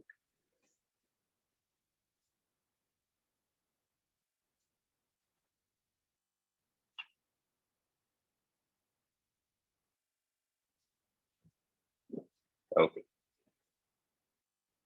Now, how many of us have seen this curve in the past? And for how many of us is this completely new curve? First question.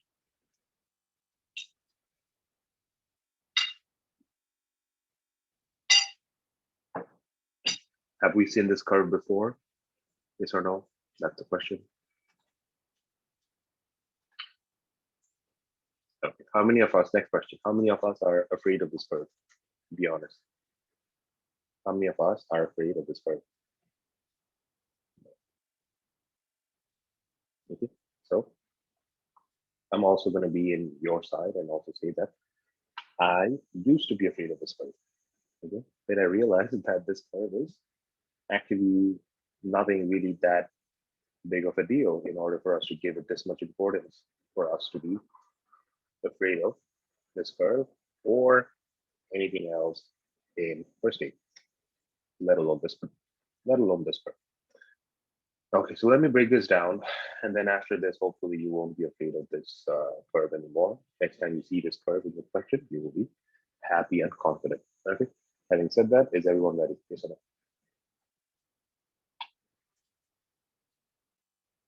Let's start talking about this. Let's see what's happening. Okay. So over here on the y-axis, this is left ventricular pressure. Over here on the x-axis, this is left ventricular volume. So this is a pressure volume curve. Okay.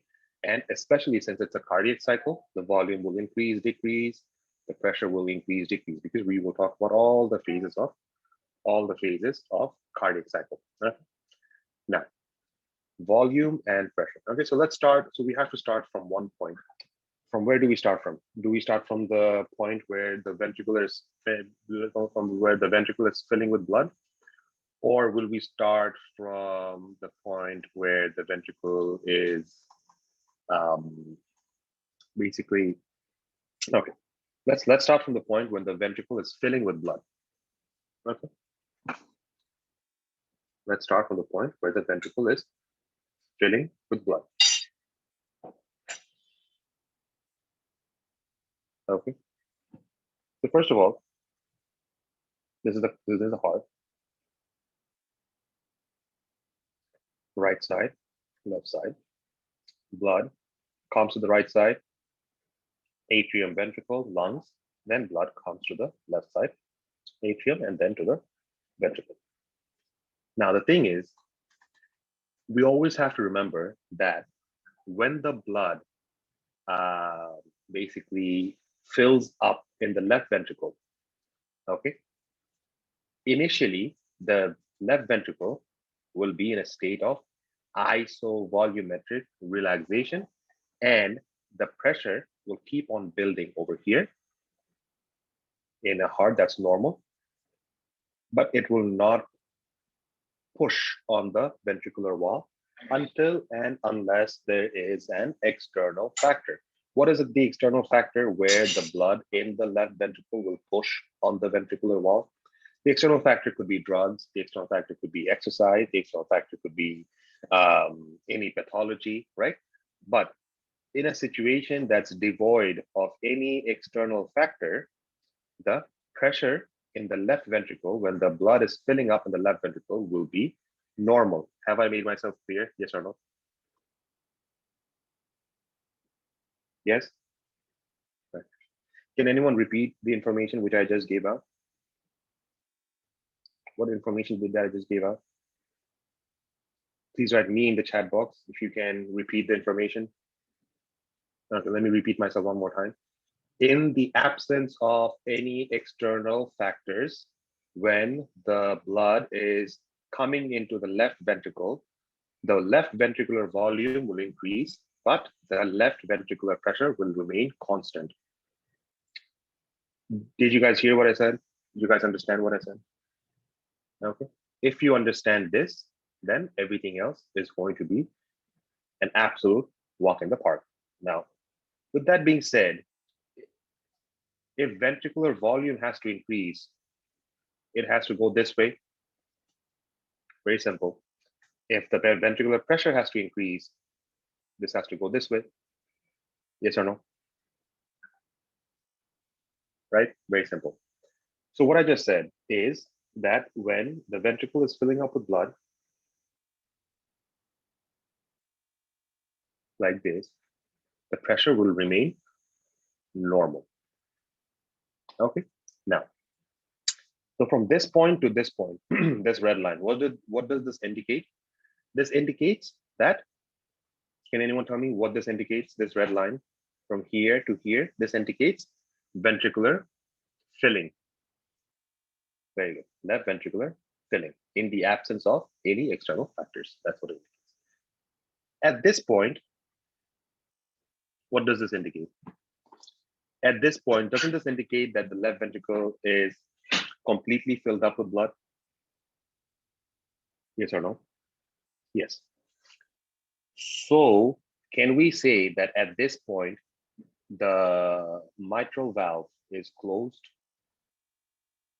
Mitral valve is closed. If the mitral valve is closed, can the blood enter from left atrium to the left ventricle? First question. No. Okay, good. So this situation is when the heart looks like this.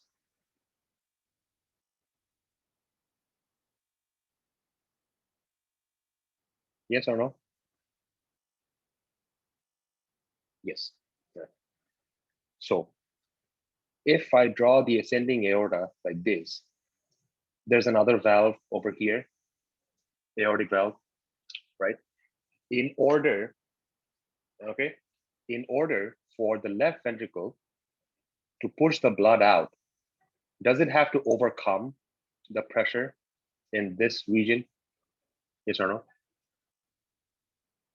The answer is yes. So there is a time when the mitral valve is closed, the aortic valve is closed, and the ventricle is the only muscle that's contracting to overcome the aortic valvular pressure. What do we call this period of contraction? Isovolumetric contraction. Very good. Isovolumetric contraction. Now, the next question is, will the volume increase in the left ventricle or decrease in the left ventricle? First question. In the face of isovolumetric contraction? No. So the curve should look something like this. That the pressure is increasing. Look, the pressure is increasing, right? Now, it's at this position that the left ventricular pressure has overcome the aortic valvular pressure. So once that happens, will the aortic valve open or close?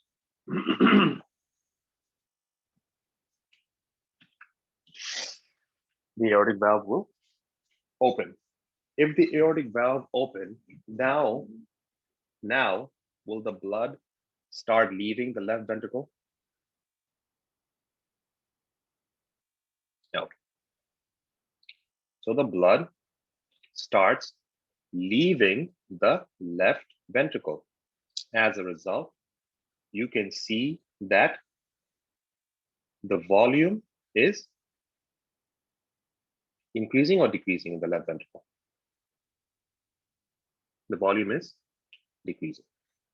Okay, so if the volume decreases, the left ventricular pressure at one point will come when the volume decreases to a point where now the pressure in the left ventricle is lower than the pressure in the aortic region. In that position, Will the aortic valve close or not? Next question. Aortic valve close. Very good. Okay, now see what happens. When the aortic valve closes, what would happen to the pressure? Will it rapidly increase or rapidly decrease in the left ventricle? It will. Very good. The pressure will rapidly decrease. Okay, the pressure will rapidly decrease. Let me just draw a better curve, and here we go. The pressure rapidly decreases. So over here, now the pressure is decreased in the left ventricle. The pressure is decreased in the left ventricle. If the pressure decreases in the left ventricle beyond the capacity of the mitral valve, is it safe for the mitral valve to open? Yes or no? So at this position, will we say that the mitral valve opens?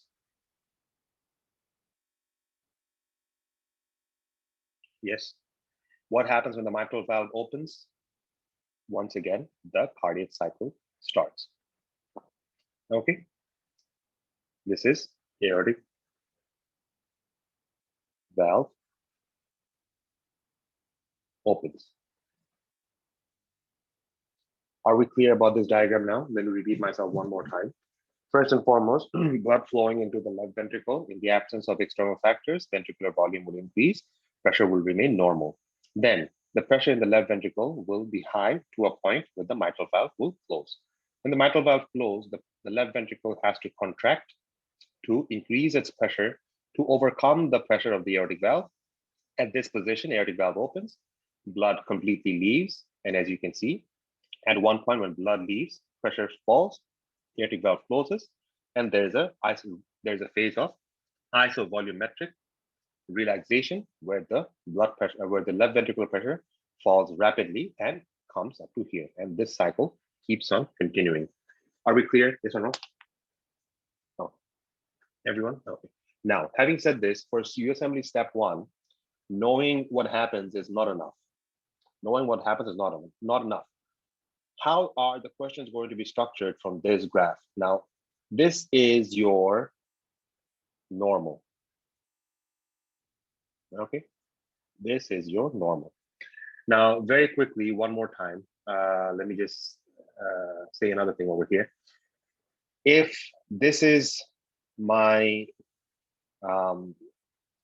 two graphical representations of volume, can you guys tell me what volume this one represents? Is this the amount of blood that stays in the heart after each contraction? Excuse me. Yes. Okay. So this is end systolic volume. Okay. This is the amount of blood that stays in the heart after each relaxation. End diastolic volume. This is the total amount of blood that leaves the heart. That is end diastolic volume minus end systolic volume. This is very good. Stroke volume. Are we clear? Yes or no? Okay. Okay. Now let's see what happens. Okay. So I need some quick questions. I need some quick answers. Just give me one quick second.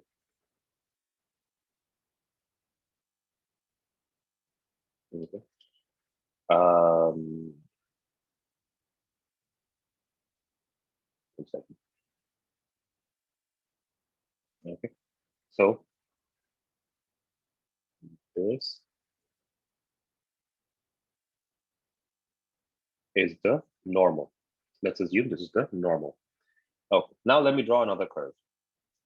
Let's say you have a patient who comes to you with cardiac sign symptoms.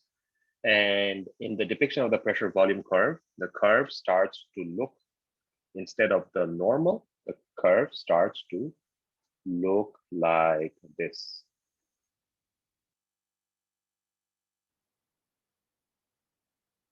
Now, how are you going to understand why the patient's curve, instead of looking like the blue curve, looks like the black curve. In order for you to do that, you have to understand, what does the black curve represent? What does the black curve represent? First and foremost, let me tell you. For the black curve, this is the what? This is the end systolic volume. This is the end diastolic volume. This is the stroke volume. No. So what's happening? First and foremost, as you can see in the blue line over here, what does this represent? This portion from here to here, this represents isovolumetric contraction. Yes or no? Yes, in the blue line. Yes, but in the black line, do you see what the problem is? Do you see that the problem is that the phase of isovolumetric contraction is from here to here? Yes or no? So what does this indicate? Doesn't this indicate that the left ventricle has to contract more in order to open the aortic valve over here? So that must mean that there is high resistance of the heart in the ascending aorta. So this is your curve for increase of preload or afterload? Increase afterload. Are we clear? What are some causes of increased afterload? It could be aortic stenosis. It could be hypertension. It could be any sort of obstruction or atherosclerosis. Okay, anything that pushes on the aorta. It could also be something as obstructive as a tumor or anything else that is pressing on the aorta, or a vascular malformation or anything else that is pressing on the ascending aorta will increase the afterload, and that's that. It could also be vasoconstrictors, drugs. But high yield are these two things: aortic stenosis and hypertension. Are we clear about this? Yes or no? Increase of afterload, everyone? So next time in your US Family Step 1, if you see a curve like the black one instead of the blue one, what conditions of the heart are you going to think about? Fast answer, please. Are you going to think about normal condition or increase of afterload condition?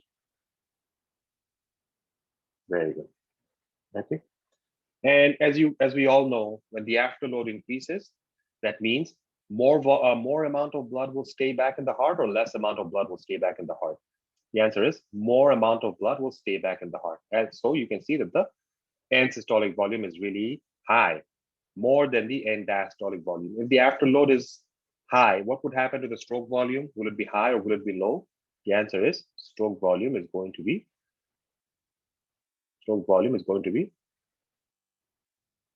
low. Okay. Okay.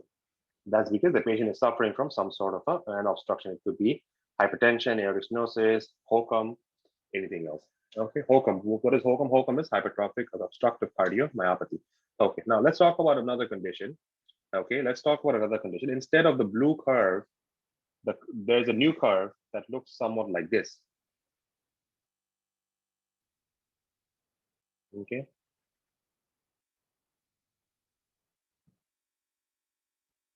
One second.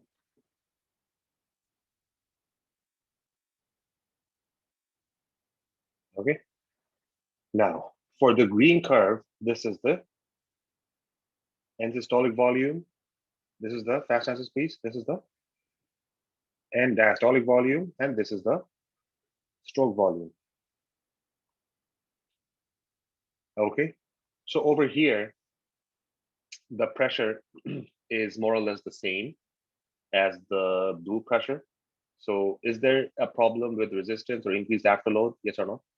The answer is no. What is the problem over here? Or what is the issue? Why does the curve look like this? The curve looks like this because over here, as you can see, that what has increased? Stroke volume has increased and end diastolic volume has increased. If the end diastolic volume increases, that must mean that more blood is coming to the left atrium, to the left ventricle. So this is your curve for increase of afterload or preload. This is your curve for preload. Very simple.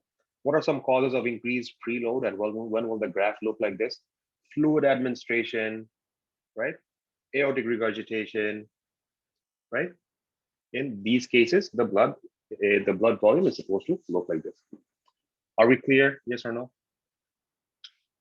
Anything that increases your preload will increase the volume, and then this will look like this. Okay, so that's that. Are we clear? Okay, now let's move back to another one. Okay. Now let's move back to another one. Okay. So this was the normal one. Wait one second. This was the normal one. Okay. Now the last one is there's another graph that looks like this.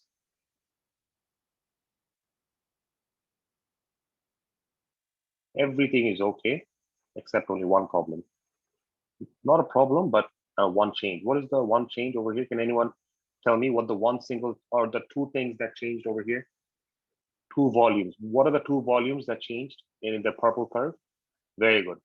End systolic volume has decreased and stroke volume has increased or decreased? Increased. Can anyone tell me what is this condition of the heart? Isn't this the condition where the heart is contracting more? If the heart contracts more, will more blood stay back or less blood stay back? Less blood will stay back. Stroke volume, will it increase or decrease? Increase. Okay. Okay. Now, quick questions, and I expect very, very quick answers for step one questions.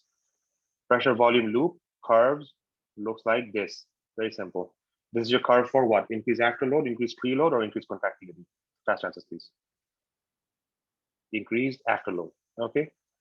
Fast answers. This is your normal curve. And this is the new curve. This is your curve for increased preload, afterload, or contractility? Increased preload. This is your normal curve. And this is your new curve. Is this your curve for increased preload, afterload, or contractility? Contractility. Okay. Okay, very good. Now I need you guys, I'm going to give you 5 minutes.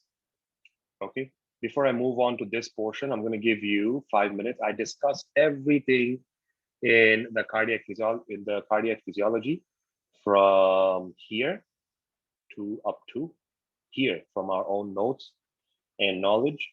So that's it. So what I'm trying to tell you is if you want me to sort of identify which one is high yield and which one is low yield, then my answer to you is, unfortunately, everything in this page is very high yield.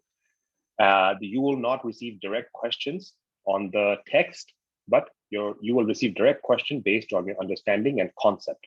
So I do not want to read through this because I talked about everything else. But what I do want you guys to do is, since you guys will be studying this one more time in your own space, I need you guys to read the text from over here up to over here for 5 minutes and let me know if there's any issues which you did not understand. I'm going to be right over here. I'll be waiting for you guys to get done. Once you're done, please write down in the chat box so that I can move forward. If no one has questions, that's good. If anyone has questions, I'll explain it right now. Have I made myself clear? Yes or no? Okay. So 5 minutes. 12:10. Read this till 12:15.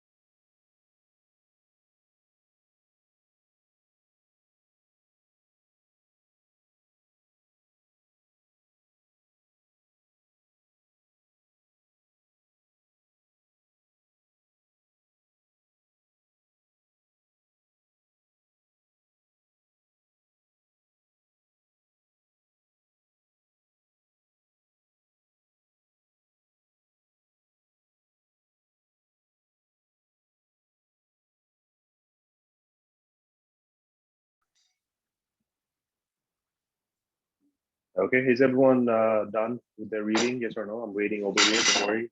As soon as you're done, please write down in the chat box. Okay, done. Do you have any questions, Dr. Tasneem? Yes or no? No questions, very good, thank you so much. Who else is done? And who else doesn't have questions? Dr. Ella, do you have questions? Very good. Who else? Dr. Ellen, this is very important for you, by the way, for your CBSE examination. Dr. V, any questions? Very good. Dr. Fidel, done. Any questions? No questions. Okay, hopefully no one has questions. If you guys do, please let me know. Even at the end of the lecture, I'll explain this one more time, or the second time, or the third time, as many times as you need, because this is very important. So now, is everyone a little less afraid of the curve? Yes or no? That's the next question. Is everyone a little less afraid of the curve? Yes or no? Okay. Yes, or are we still afraid of the curve? Less afraid. Very clear. Okay. Very good. Okay. So next time you see a curve that looks like this, are we going to think about aortic stenosis, hypertension, obstruction, and all of these conditions? Fast answers, please. Very good. Next time we see a curve that looks like this, are we going to think about fluid administration, increased preload, vasodilatation, fluid return, vascular return? Yes or no? Fast answers, please. The answer is yes. Next time we see a curve that looks like this, are we going to think about increased contractility and force of contraction of the heart, digoxin, and all of those conditions? Yes or no? The answer is yes. Okay, very good. Let's move forward. Let's talk about this first and foremost. Let's look at this one. Over here, you do not really have to understand much. Question-wise, you will not get many questions from this graph or any questions for that matters. But since this graph is here, let me just talk about what's happening over here very quickly. So these are basically the entire, this is basically the entire cardiac cycle in graphical representation. And we know that the cardiac cycle comprises of a phase of a systole and a phase of diastole. In a phase of systole, what do we mean? The whole point of systole is to get the blood out. The whole point of diastole is to get the blood in, as simple as. So as you can see that we have two curves. I'm going to focus on these two curves. One is this one, another one is this one, okay? So this curve over here is basically showing how, look, first and foremost, what happens? Let's look at the purple curve. This shows that this is atrial systole, or over here, what happens? Pressure is decreased, and this decrease of pressure basically means that the mitral valve is closed. It's the same thing as over in this portion. When the mitral valve closes, what happens? We get a period of isovolumetric contraction.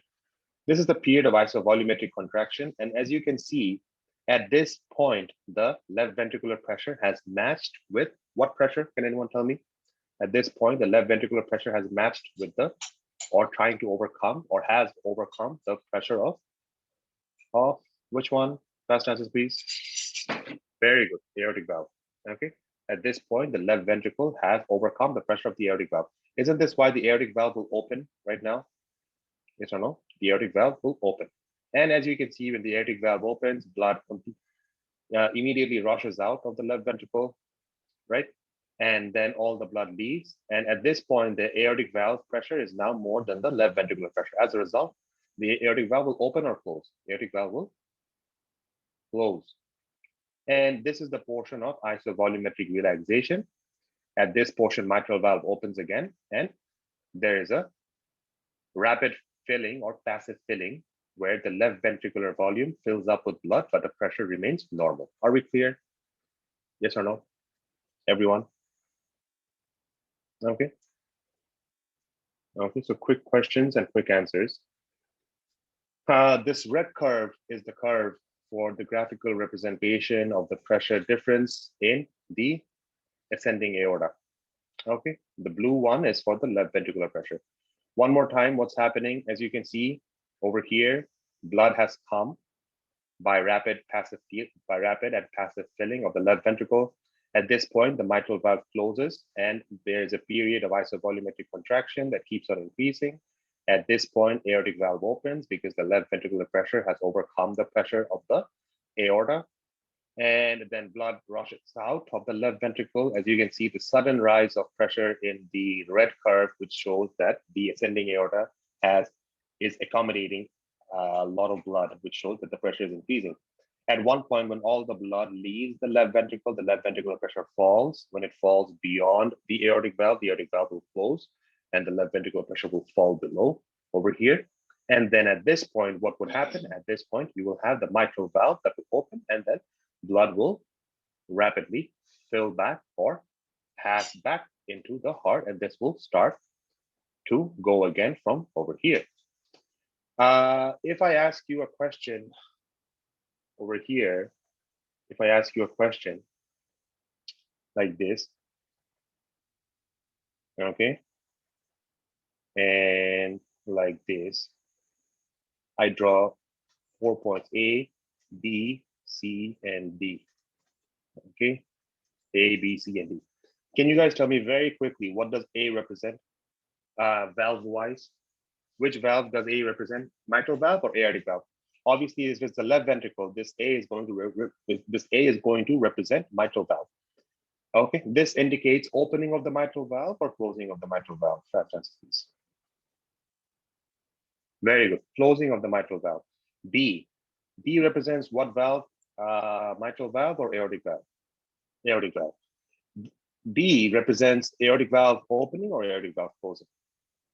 Opening. Very good. The blood is leaving out. C represents which valve? Aortic valve or mitral valve? Obviously, if it's on the aortic graph, it's the aortic valve.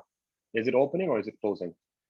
Aortic valve closing. And then blood goes back, and D represents which one? Mitral valve or aortic valve? Mitral valve, opening or closing? Opening. Okay, very good. So one more time, A is mitral valve, close. B is aortic valve, open. C, aortic valve, close. D, mitral valve, open or close? Open. This is the only question which you will get from this curve. Have I made myself clear? Yes or no? This is the only question you will get from this curve. Okay, quick question. Quick discussion, very quickly. Let's move forward. Let's move a little bit over here. Let's skip the heart sound, and I'll come to this. Give me 1 second. This curve is not important. This is a depiction of the ventricular volume. It makes sense because if mitral valve closes, this is the period of ventricular volume which will remain unchanged, right? And then the left ventricle, the aortic valve opens, the ventricles, they get rid of the blood, the ventricular volume decreases. It's at this position, the mitral valve opens, and then the ventricular volume fills back with blood. Very simple to understand and not very high yield. Did you guys understand this one? Yes or no? Yes? Okay. Okay, so let me talk about one last thing before I jump into the text.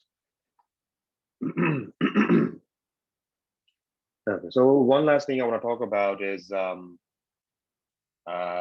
if you have a patient who, okay, let's talk about a clinical scenario a little bit later. Let's say that you want to measure a patient's jugular venous pressure. Okay, that is the pressure over here.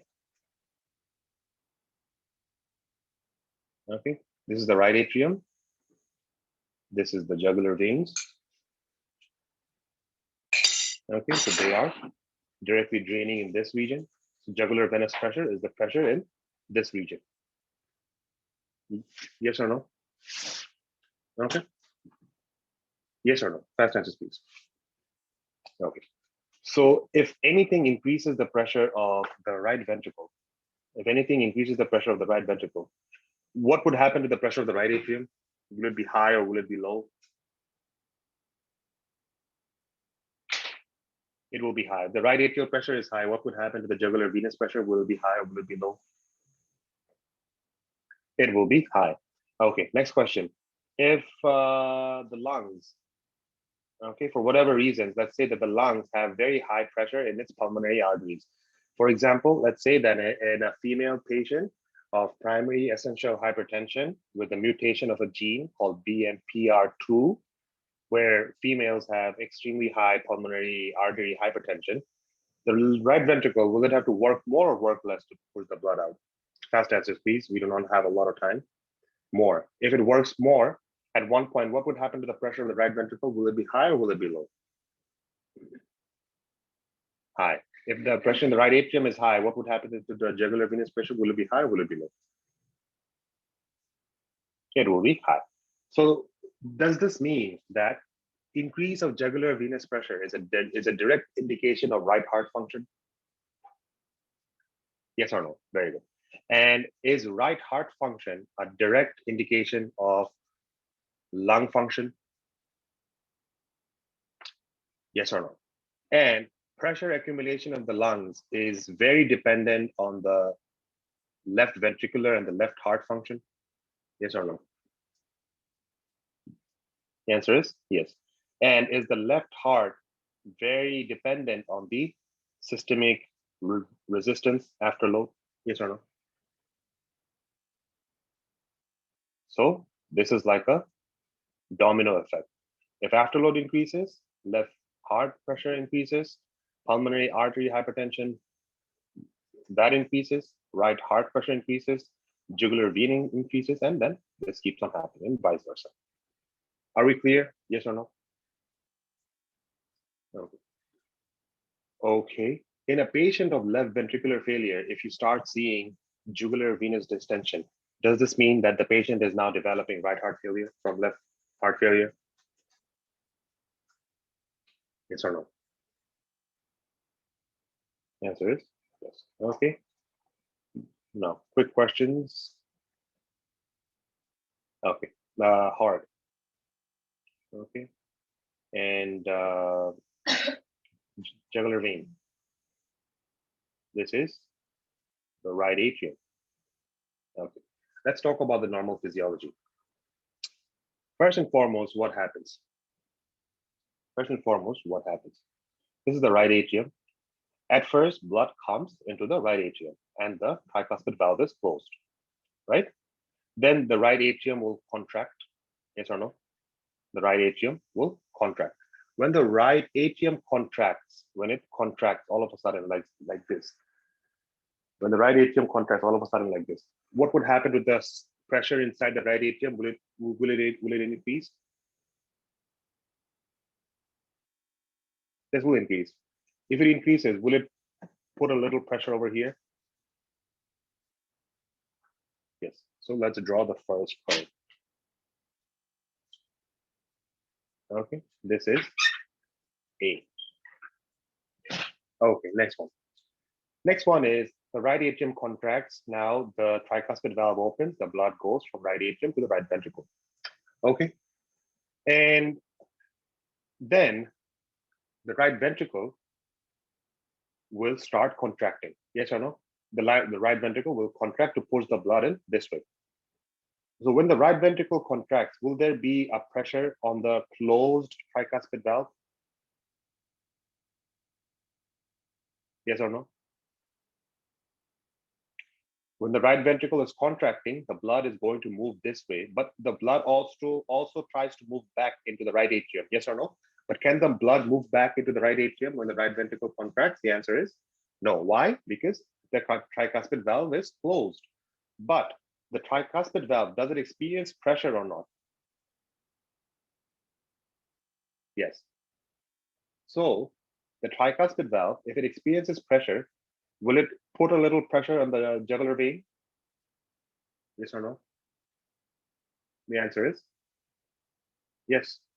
So let's draw the next portion of the curve that looks something like this. This is C. So A indicates what? C indicates what? Very quickly, tell me the answer. A indicates? Very good. C indicates? C indicates right ventricular. C. This is C. This is C. From here to here, this is C. Okay, from here to here, this is C. Now, right ventricular contraction. Now, what's happening from here to here? From here to here, what's happening? Doesn't this indicate a rapid fall of the right ventricular pressure? Yes or no? What would happen after the right ventricle contracts? The blood will leave, yes or no? Okay. When the blood leaves, the pressure in the right ventricle falls, yes or no? When the pressure in the right ventricle falls, there is all of a sudden from a positive to a negative pressure, yes or no, in the right ventricle? Whenever there's a negative pressure, the tricuspid valve, will it be pulled down? Yes or no? The answer is yes. When the tricuspid valve gets pulled down, the pressure in the right atrium increases or decreases? Decreases. The pressure in the right atrium decreases. Jugular venous pressure increase or decrease? Decrease. This is the depiction of the decrease. It is called X.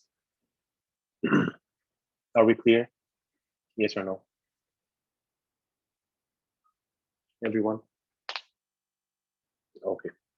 Now what will happen? Now, X repeat, please.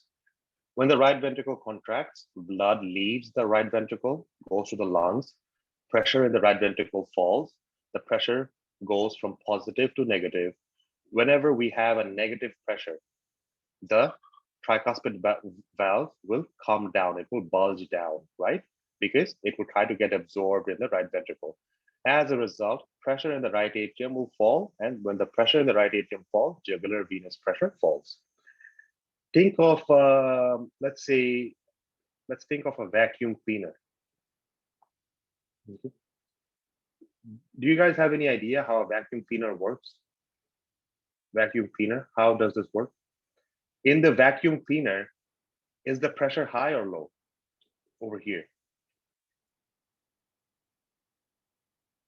The pressure is so low, you know, when you attach your vacuum to the plug, and then what happens? There's a sound, right? Vroom, right? Okay, so that's the sound of the motor. And then you have air coming out through here. Yes, do you feel the air coming out through the vacuum? Yes, the air coming out of the vacuum, do you feel it from over here? Yes, this is the air being sucked out from this box. If the air gets sucked out from this box, there's a creation of a negative pressure. If there's a creation of a negative pressure, things will start moving this way. That's when the vacuum starts absorbing the dirt. Yes or no? So it's the same way the right ventricle, when it contracts, it pushes the blood out, like how the vacuum pushes the air out. As the air leaves, there's a negative pressure inside the vacuum. The same way, when blood leaves, there's a negative pressure inside the ventricle. And as a result, everything starts coming down. Now, does it make sense? Yes or no? Everyone? Okay. Now what happens? Now, what happens is from here to here, we have since at this point, you have pressure, you have the mitral valve that's open. When the mitral valve is open, will blood start rushing back into the heart? Yes or no? Through the jugular veins? The answer is yes. So blood will start rushing back into the heart. And this phase is called V. V represents rapid right atrial filling. Okay. Are we clear? Yes or no? Are we clear about V? Okay, good. Next and last one is from here to here. What happens from here to here? This is the blood leaving the right atrium to the right ventricle. This is Y. This is called the graphical representation of the graph Y. So this is the jugular venous pressure curve. Are we clear about this? Everyone, yes or no? Okay, so quick questions, quick answers. First and foremost, jugular vein, you measure the pressure via a manometer.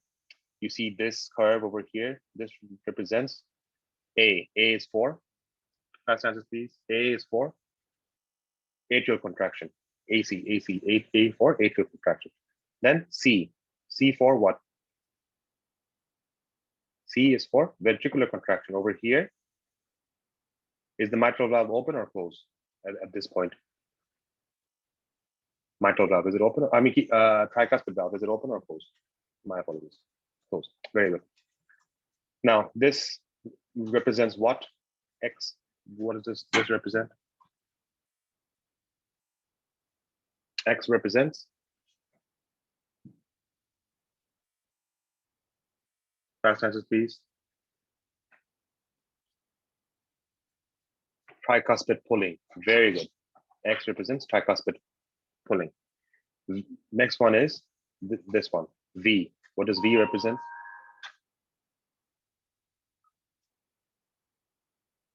V is for not atrial filling, ventricular filling. My apologies. V is for, yes, right atrial filling. Yes, you're correct. My apologies. V is for right atrial filling. Okay, and what does this indicate? Y. Y is for?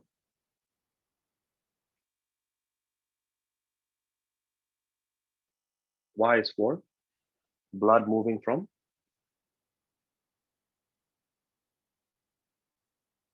right atria to right ventricle. Okay, ventricular filling. Now Y is for ventricular filling. Okay. One more time. A is for what? Fast answers, please. I need some quick answers. We don't have a lot of time today. Very good. C is for what?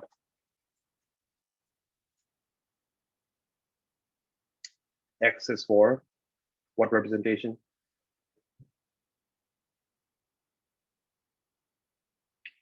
V is for which representation?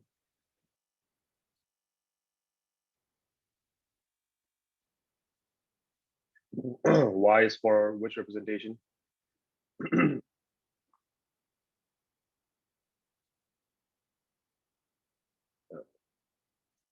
Now, next question is, if there's a patient who wants to get his jugular venous pressure measured, and they measure the jugular venous pressure, and we see that the pressure has everything except it does not have A. So it looks something like this.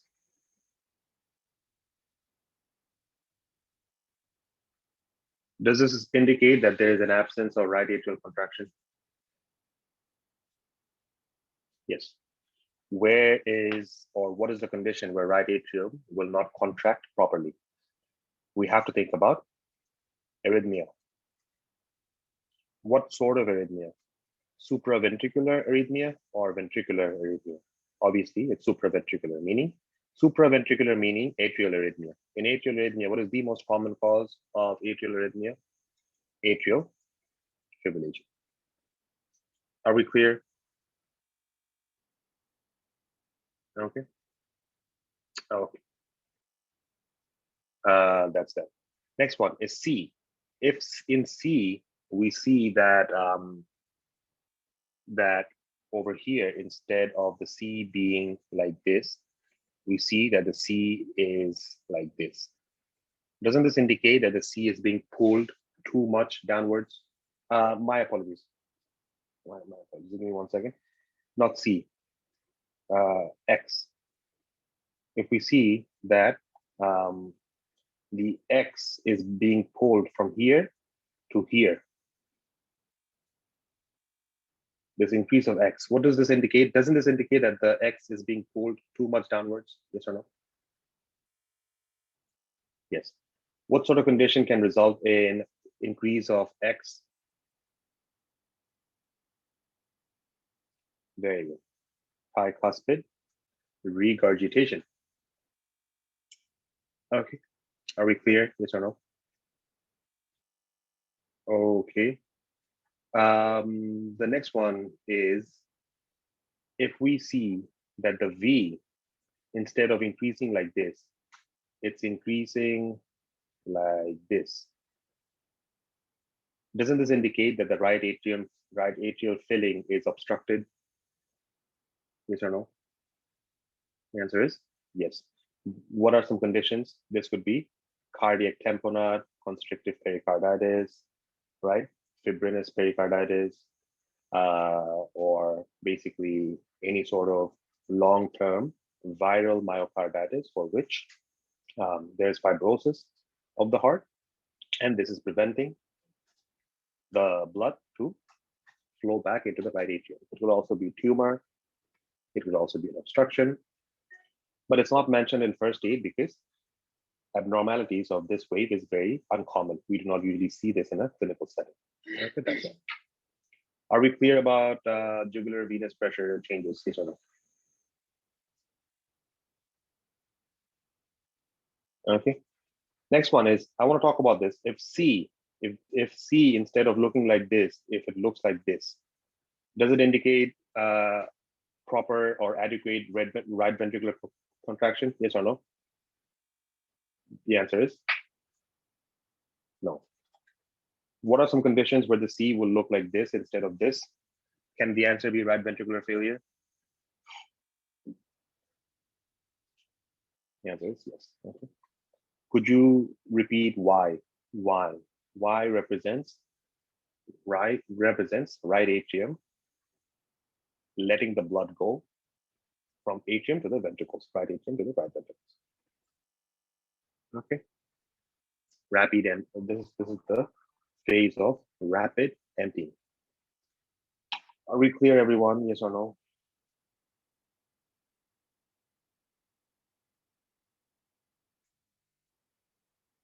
Okay.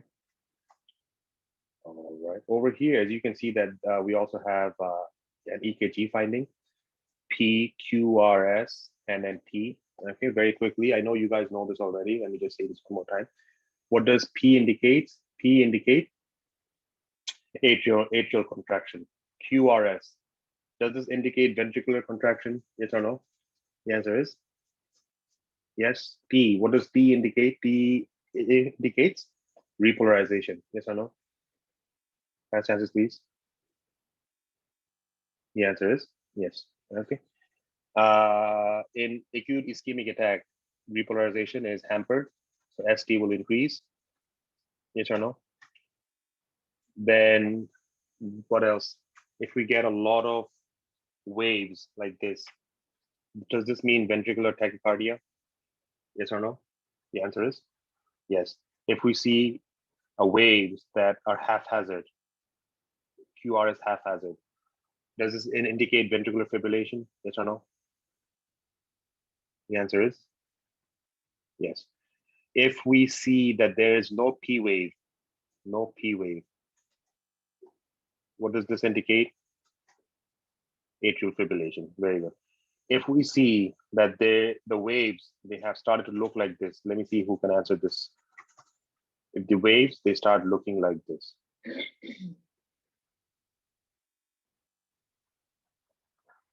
like twisting of a point. This is called, does anyone know? This is called, thank you so much, Torsades de points. Very good. This is called Torsades de points. Okay, Torsades de point is a abnormality where we see polymorphic ventricular tachycardia. Okay, what else? Okay, so at the top of my mind, these are some of the things I can think about. Another thing is, if you see another one, let me see who can answer this. I'll talk about this in the future. If the wave have something that looks like this, for example, the P, and then instead of Q, you have this sort of a change. Very good. This is, what sort of a wave is this for WPW? This wave is called what wave? Alpha, beta, gamma, delta. This is called delta waves. Delta waves. Where do we see delta waves? We see them in Wolf, Parkinson, White syndrome, WPW syndrome. Okay. So all of these things I'll talk about in the future, but that's it. Okay. Is everyone clear? Yes or no?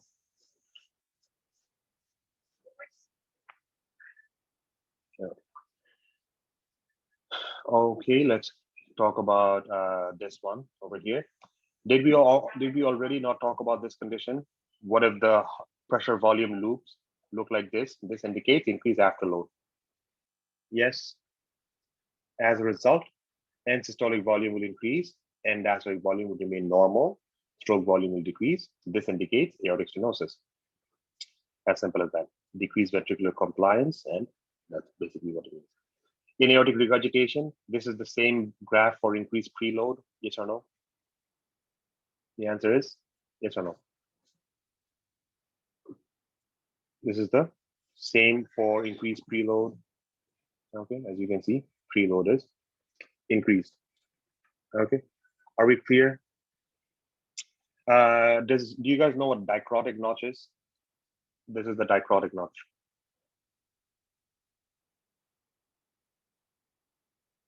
This notch where aortic valve flows is called the dicrotic notch. Over here, there will be loss of aortic valve proper closure because of the high amount of blood in the the high amount of blood volume of end diastolic volume. That's why. Okay, so that's that. It's not very high yield, so you do not have to worry about this.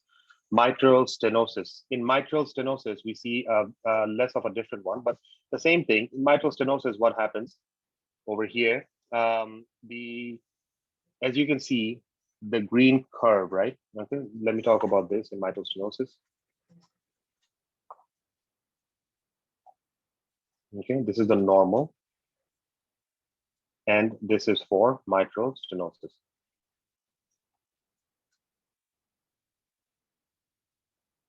This is for mitral stenosis.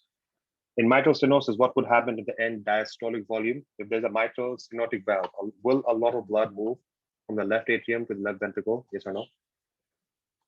The answer is no. So end diastolic volume will increase or decrease?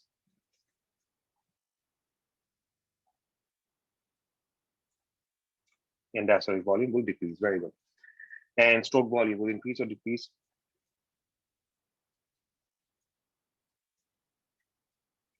Stroke volume will also decrease, and systolic volume will remain the same because there's no problem of the left ventricle. Okay. If I talk about another one, if I talk about this one,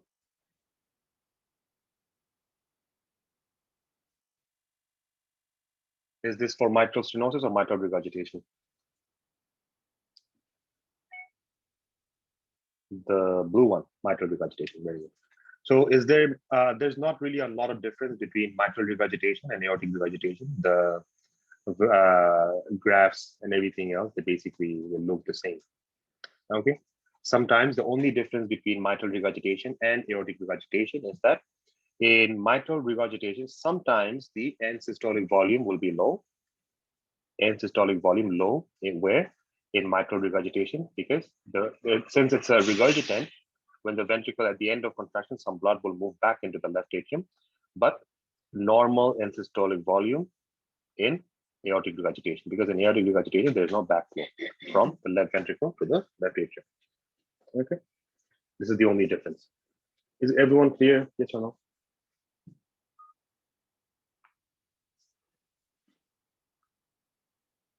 Yes. Okay, if you guys are so clear, tell me the answers and tell me the conditions. Okay. What does this indicate? Press answers, please. AS, AR, MS, MR. AS. What does this indicate? For example, this is the normal. The red is the normal, and the abnormal one is this one.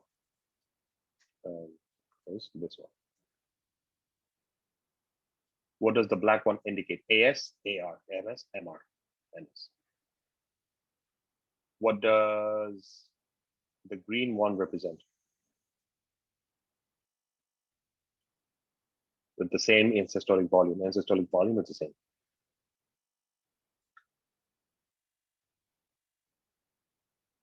AS, AR, MS, MR. Which one? The green one. Yeah, because I said end systolic volume is the same. If I draw another one where end systolic volume is a little bit decreased, but the graph is the same, Which one does this one represent? AS, AR, MS, and MR.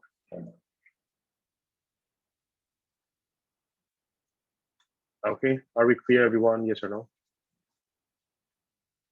Okay, good. What is the difference between M and A regurgitation? I just said this. In AR, end systolic volume will remain normal. In MR, end systolic volume will decrease. Okay. Now, let's talk about heart sounds. Heart sounds. Are we clear about the graphs? Yes or no, guys? Are we clear about the graphs? Can you repeat A out of ESV? I do not understand your question. Can you repeat about end systolic volume? Okay. End systolic volume, yes. Regarding to what? Mitral regurgitation and aortic regurgitation? Yes or no? Okay. Heart. This is, let's talk about mitral regurgitation. When the left ventricle contracts and the blood that stays back at the end of left ventricle, what is the name of that volume? End-diastolic volume or end-systolic volume? End-systolic volume. At the end of left ventricular contraction, if there's a regurgitant mitral valve, will some of the blood go back into the left atrium? As a result, end-systolic volume, will it be high or will it be low?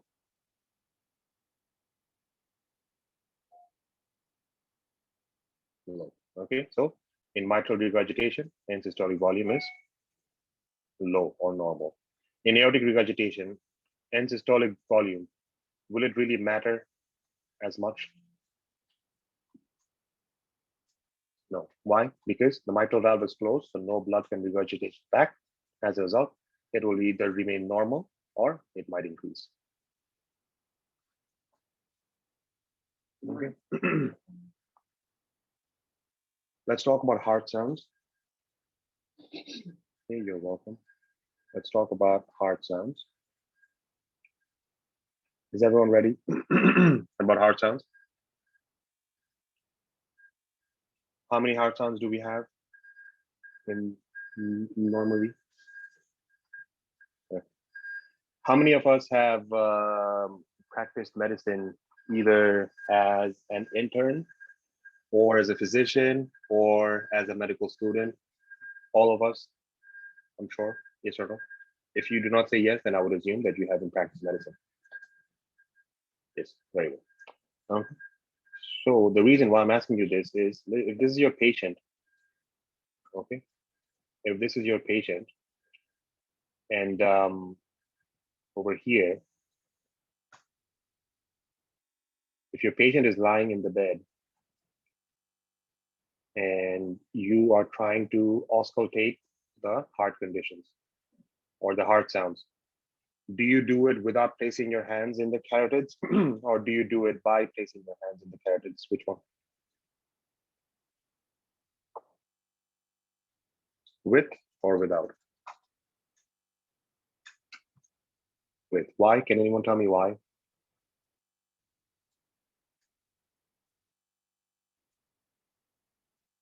Should do. Why should you? Why should you do it? Okay. Let me tell you why. Okay, a lot of people do it and they don't even realize why they're doing it. The reason why is because it's very simple. The carotid pulses have to coincide with the heart contractions. Yes or no? If you feel the pulse and you hear the sound at the same time, is that the first heart sound or the second heart sound?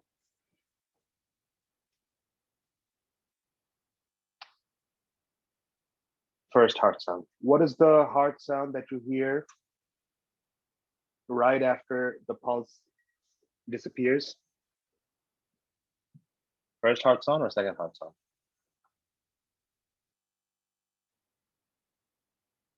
Second heart sound. So initially, if you do not place your hands in the carotids, a lot of matured physicians will never place their hands in the carotids. The reason being is because they have auscultated so many patients in their life that they do not need to feel the carotid to understand if the heart sound is the first one or if the heart sound is the second one. But as beginners, we always have to do this to sort of understand what's happening.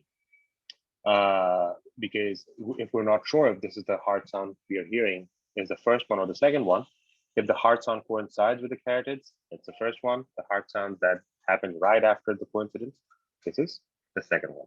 Now, next question. First heart sound, what does this indicate? Doesn't this indicate that in the heart, doesn't this indicate that the mitral valve and the tricuspid valve, they're closing at the same time? Yes or no? They are closing at the same time. So mitral valve closure and tricuspid valve closure. Next one, second heart sound is an indication that the aortic valve and the pulmonary valve are closing at the same time. Yes or no? Okay. Now, let me tell you another reason why we place our hands at the carotid. If we hear, right, when the first heart sound coincides with the carotid, and right after that, if we hear any abnormal sound, is that a systolic murmur or a diastolic murmur? Very good. When we place our hands in the carotids and we hear that there is no sound between the first and the second one, but right after the second one ends and the first one begins, if we hear another sound, is this a systolic murmur or a diastolic murmur? This is a diastolic murmur. Okay. So we basically have two types of normal physiological heart sounds. In a normal heart, you do not hear any murmur except there's this thing called an indolent murmur. Indolent murmur, or we say as slow murmur, which is completely normal in patients of increased blood volume or female patients or pregnant patients or fluid resuscitation. These are completely normal. This indicates that the blood is flowing pretty fast in between the blood vessels. So that's normal, that's okay. Depending if the patient has those physiological measures to meet with the requirement of indolent and flow murmur. That is pregnancy, food administration, or anything else. Okay, so primarily we have two, S1, S2. We have another thing called S3. What is S3? What does this indicate? S3 is basically indicating rapid ventricular filling. Are we clear? S3 is indicating rapid ventricular filling. When do we have rapid ventricular filling? The best answer for this one is when we have a lot of blood filling into the left ventricle, for example, in cases of preload. When preload increases, S3 is heard. Yes or no? What are some causes of increase of preload? Mitral regurgitation, aortic regurgitation. Yes or no? Fast answer, please. Yes. Okay. Another thing is, if there's heart failure, okay, if there is heart failure, okay, if there's heart failure, then what happens? If there's heart failure, you have the pressure inside the left ventricle. This allows rapid filling of the heart. Sometimes in some cases of early cases of heart failure, we can hear S3. Okay, we can hear S3 in early cases of heart failure. Also in hyperthyroidism or thyrotoxicosis, due to the high preload or increased amount of blood returning back to the heart, we can hear S3. So all in all, the next time when you hear S3, S3 is what we say as an atrial knock. And S3, whenever you hear this, what shall you think about? Increased afterload, increased preload, or increased contractility? You shall think about increase of preload. Okay. Now, can S3 be physiological? Next question. The answer is yes. If there is a physiological increase of preload, then S3 is physiological. So number one goes without saying that pregnancy is a condition where blood volume is very high. adults, young adults, right, who have high blood volume and very clear blood vessels with no atherosclerotic narrowing or anything else, they will have normal or high preload. So that's that. Okay. Then who else? Athletes. Okay. Do we have any athletes with us today? Yes or no? Anyone who plays basketball, football, cricket, even people who work out? Yes. Okay. If you're one of them, then congratulations. Under auscultation, we shall hear S3. S4. Okay, Dr. Jorge, you are a marathon runner. Is that what you're saying? You run marathons? Is that what you're saying? Okay, good. So shall we hear S3 when we auscultate your heart? Yes or no? The answer is most probably yes. But Dr. Jorge, if I hear S4, is that a problem in your heart? Yes or no? Yes. Okay. So S4 is not a good heart sound. S4 is what we call as an atrial kick. What does this indicate? This indicates S4 basically indicates this. This is the left side of the heart. S4 basically indicates that the left ventricular wall is hypertrophied and it's very thick. So thick that when blood rushes in from the pulmonary vessels to the left atrium, when it goes to the left ventricle, it hits the wall and it creates a sound. This sound is S4. This indicates left ventricular hypertrophy. Are we clear? Yes or no?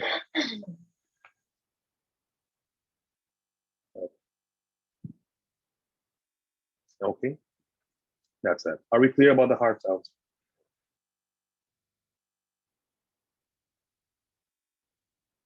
Okay, since we are on the topic of heart sounds, let's talk about another thing. Let's talk about physiological and pathological splitting of the heart sounds. Now, before I jump into this, are you guys tired? Yes or no? That's answers, please.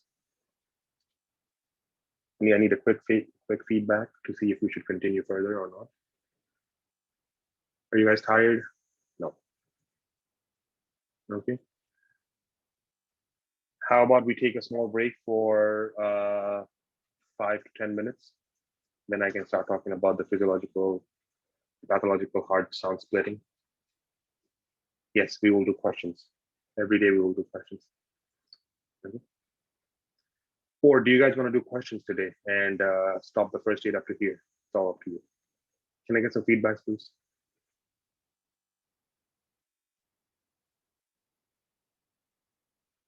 Okay, how many for A, stop first aid, do questions?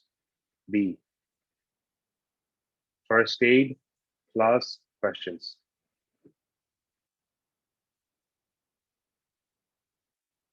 B. So very good.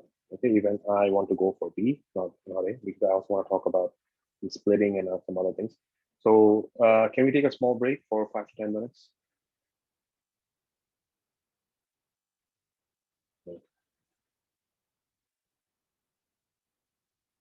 Thank you so much. Let's take a break. Not 10 minutes, 5 minutes. Let's take a break for 5 minutes. And then let's come back.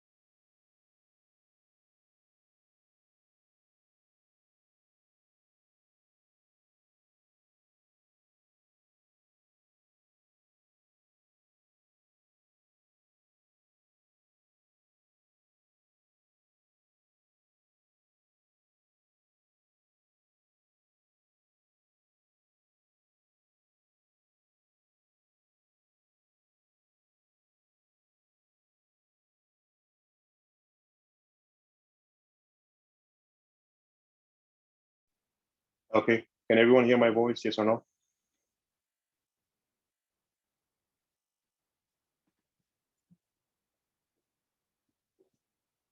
Yes, okay, good.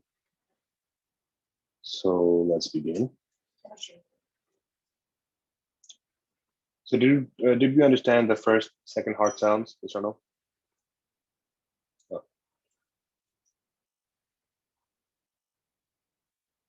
Now we will talk about some things very rapidly, and I know you guys will understand this very easily. So what I just said is S1 is the closure of the mitral valve and tricuspid valve together at the same time, and then we hear this the first one, right? The first heart sound.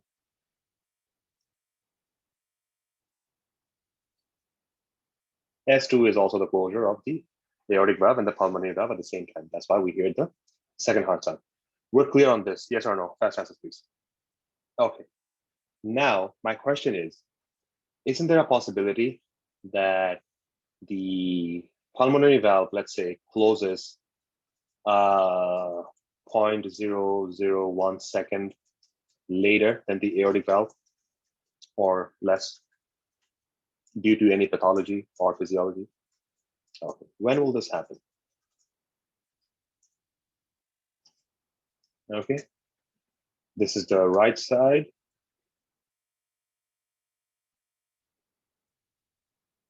This is the left side.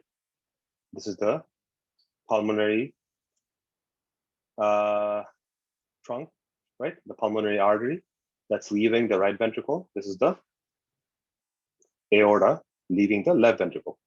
This is the pulmonary valve, and this is the aortic valve. When they close at the same time, we hear S2. What if aortic valve closes first and pulmonic valve closes later?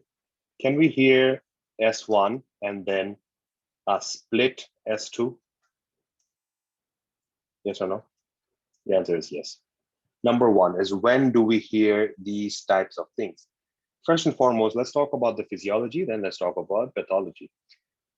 If all of a sudden, due to a physiological maneuver, if the lungs can accumulate a lot of blood, will a lot of blood flow from the right atrium to the right ventricle and the right ventricle to the lungs? If the lungs can accumulate the blood, yes. If there's a lot of blood flowing in this direction due to a physiological maneuver, I'm going to tell you what that maneuver is in 1 second. So the pulmonic valve will close a little bit later after the aortic valve, yes or no? What is that physiological maneuver that allows more blood to flow into the lungs when you basically allow more blood to flow into the lungs? What is that physiological maneuver? That maneuver is very simple. Not squatting, inspiration. It's a physiological. I said maneuver. That's why that's why you guys said squatting, Valsalva, and everything else. What is maneuver? Maneuver is anything that's basically you do it intentionally to increase or decrease an activity of the body. So inspiration can also be called as a maneuver.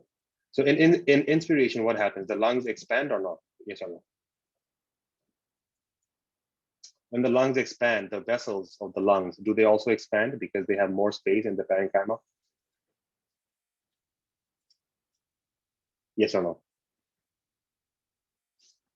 The answer is yes. As a result, what happens when the lungs expand? When the lungs expand, intrathoracic pressure pressure inside the thoracic cavity will what? Increase or decrease? They will decrease. Yes or no? Intrathoracic pressure will decrease. Pressure inside the thoracic cavity will decrease. As a result, venous return will increase.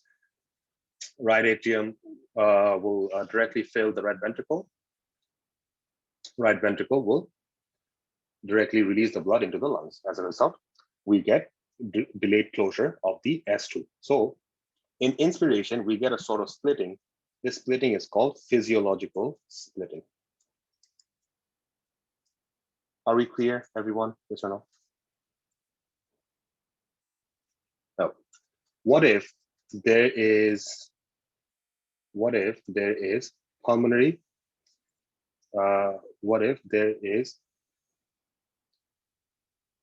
pulmonary stenosis? If there's pulmonary stenosis, will the aortic valve close before the pulmonary valve?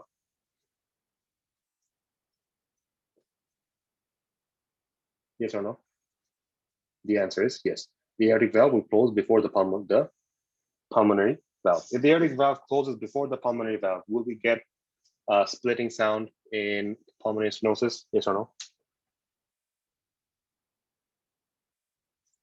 The answer is yes. But this splitting will be very far apart from one another. This is S1, this is S2. Because why will this be far apart? Because it's much more difficult to open a stenotic valve than it is to open a non-stenotic valve. That's why aortic valve aortic valve will close first and pulmonic valve will close later because it will open later. Have I made myself clear? Yes or no? Yes. Okay. So whenever you hear splitting of the second heart sound and you hear that the second heart sound is split, but this split is far apart from one another, then this is due to the pathology that the patient is suffering from pulmonary stenosis. Next one is if you hear, if a patient has this sort of a problem, okay, if a patient has this sort of a problem where they have an ASD, atrial septal defect. What happens in an atrial septal defect? Blood comes from the vein to the right atrium. Then from the right atrium, blood goes to the left atrium. At one point, what happens? When they go to the right atrium to the left atrium, the pressure in the left atrium keeps on increasing because the left atrium also receives blood from the pulmonary blood vessels. And when the left atrium pressure is very high, the shunt reverses from left atrium to right atrium. Now, initially blood was flowing this way. Later, due to increased pressure in the left atrium, the blood is flowing this way. Are we clear? Yes or no? If the blood flows from this way, from left atrium to right atrium, what happens to the pressure in the right atrium? Is it high or is it low? That's answers. It's high. If it's high, what would happen to the amount of blood that's flowing to the right atrium, to the right ventricle? Will it be high or will it be low? High. What would happen to the blood flow in the pulmonary blood vessel? If the right ventricular pressure is high, will it be high or will it be low? High. If the blood flow in the pulmonary blood vessel is high, will the pulmonary valve close at the same time as the aortic valve? Yes or no? The answer is no. They will close later. So do we hear a splitting heart sound? The answer is yes. But what sort of splitting do we hear? We hear a splitting that we called as fixed. That is, it does not change. It is the same way due to the fact that there is an ASD and only a fixed amount of blood, a fixed amount of increased blood is flowing through the pulmonary blood vessel. Are we clear, everyone? Yes or no? Is this dependent of inspiration or does it not depend on the inspiration? It does not depend on inspiration because of ASD. Okay. Okay. So we talked about pulmonary valve problems, but we can also get aortic valve problems. Yes or no? For example, in aortic stenosis, this is the pulmonary, this is the aorta. In aortic stenosis, what if the aorta is stenosed? Now S1 is normal, but in S2 we hear another sort of a sound, another sort of a splitting heart sound. This is due to the delayed closure of pulmonary valve or aortic valve. Aortic valve, right? So this is pulmonary valve will close first and aortic valve will close second. This sudden change of pulmonary valve closing before the aortic valve, this paradoxical closing is called paradoxical splitting. Are we clear? Yes or no? Okay. So quick questions and quick answers. If there's a patient who is inspiring or in the process of inspiration, we hear splitting heart sound. What sort of a splitting is this? Physiological or pathological? Physiological splitting. If a patient has pulmonic stenosis and the splitting is wide apart from one another, what sort of splitting do we hear? Wide splitting. If there's a atrial septal defect and there's a fixed amount of blood that's flowing through the pulmonic valve for a long period of time, what sort of splitting do we hear? This is fixed splitting. And if we have aortic stenosis, can you explain physiological splitting again? Yes, please. Just give me some time to finish this discussion, and I'll come to you. Okay, so in 1 second. Aortic stenosis. This is for paradoxical splitting. Okay, you guys will get times for your question. Don't worry. Try to focus on the lecture. If you have questions, I'll come back to you guys. Okay, do not worry. Okay. Now, let's come back to the question. That is physiological splitting one more time. Okay, what happens when we inspire? When we inspire, we basically try to contract the diaphragm, right?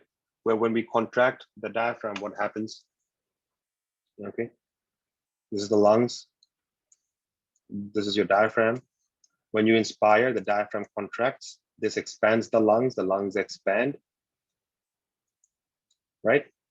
And when the lungs expand, what happens? The pressure inside the lungs, they increase, but the pressure outside the lungs, they decrease. This decrease of pressure outside the lungs is called decrease of intrathoracic pressure, right? Because the lungs, if they move this way, then over here, all the, basically the pressure inside the thoracic cavity, this is going to be decreased. I'm going to tell you why. Because when the lungs expand, what's happening over here is that this expansion of the lungs will basically is the same thing with the whole vacuum thing. Okay, what happens is when we plug the vacuum, the air escapes. The same way air is being built up over here. This in the lungs, air cannot escape the lungs, obviously, but whenever we inspire, there's a creation of a negative pressure outside the lungs that allows more blood to flow inside the heart. This creation of negative pressure in the intrathoracic cavity by the expansion of the lungs allows more blood to come from the venous return to the right atrium, then from the right atrium to the right ventricle, to the right ventricle, to the pulmonary blood. And since more blood is flowing through the pulmonary blood vessels, there is delayed closure of the pulmonary valve. This results in physiological splitting. Are we clear? Now, yes or no?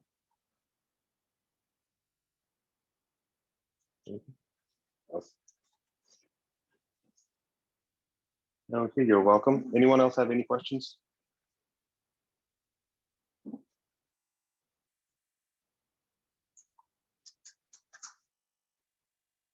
Does anyone else have any questions?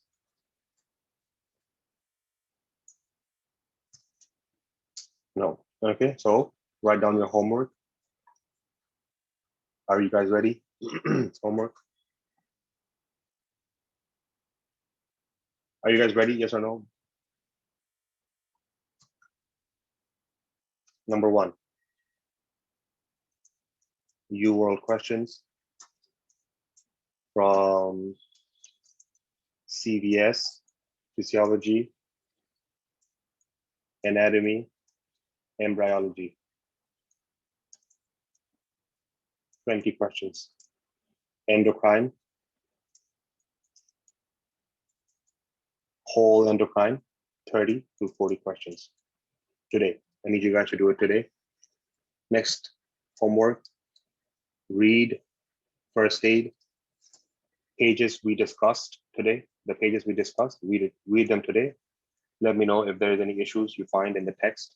And I do not want to underline any text because everything in the first aid from the pages all up to the physiological splitting, everything is high yield. Number 3, watch Pathoma videos for endocrine. Are we clear? Yes or no? Watch Pathoma videos for endocrine. Okay, so tomorrow I need you guys to tell me what issues you faced with the UWorld question. If you guys did not understand the question, take a picture and I'll sort of explain what's happening. When you read first aid, let me know if there's any issues that you come up with in the last pages we talked about. And Pathoma and watch the endocrine videos. If you do not understand anything in the Pathoma endocrine videos, then I'll explain them too. Okay, how long do you guys need to do this homework? I highly doubt you would need more than 4 hours, maximum 4 hours. Focus for 4 hours. And how to access Pathoma, go to the website and download the subscription. Very simple. Go do Pathoma and download Pathoma. Okay. A lot of students have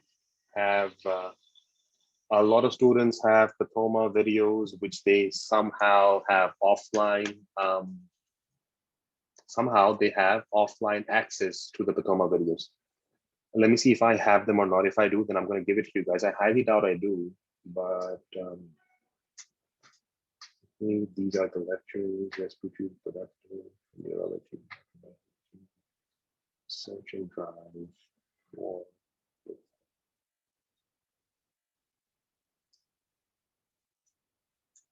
Unfortunately, I do not have Pathoma.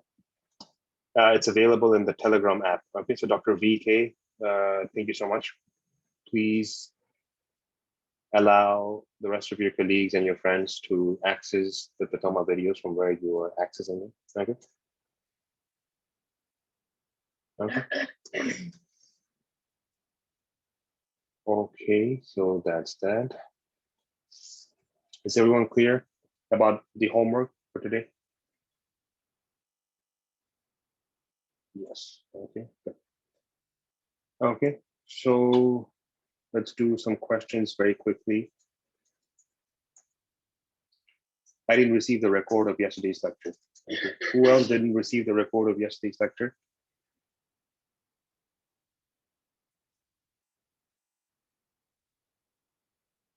Who else did not receive the recording of yesterday's lecture? Everyone received the recording of yesterday's lecture. Okay.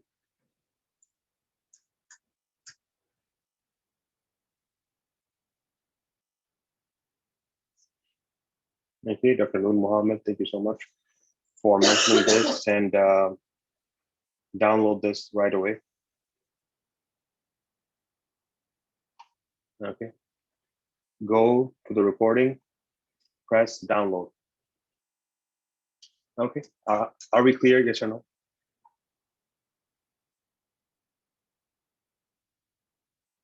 Everyone, are we clear about this? Yes or no? So let's begin. Are we going to do the homework today or not? Okay. Please try to do the homeworks. Please try to do the tasks which we give you. This because we plan the tasks out to make sure that we do not get overwhelmed. You know exactly what to do in the day, and to make sure that you know you're using your time wisely.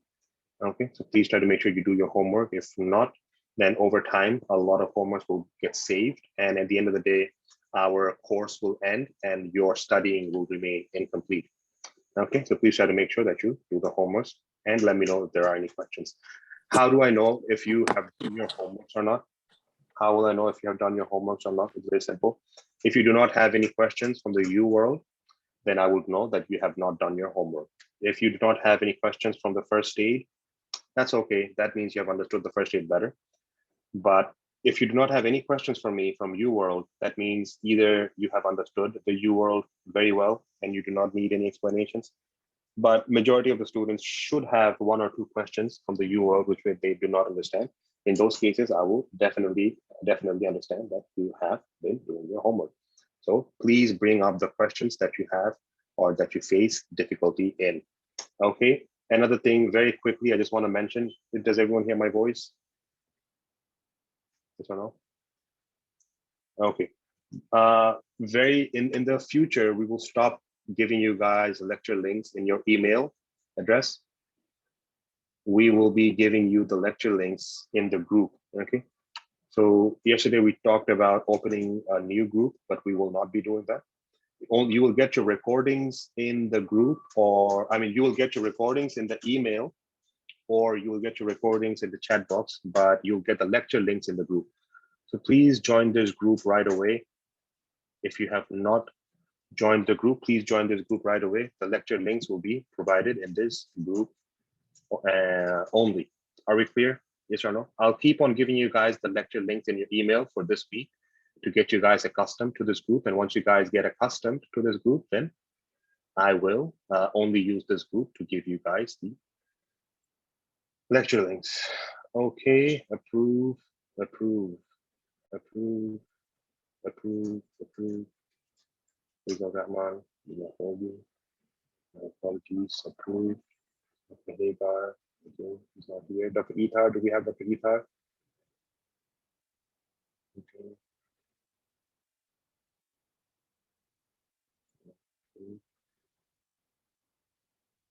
Please send me your invitation to join and I'll add you guys. If I do not add you, please let me know tomorrow in the class. Okay, we do not have a lot of time. Are we ready? Are we ready to do some questions? Yes or no? Everyone? Are we ready to do some questions? Yes or no?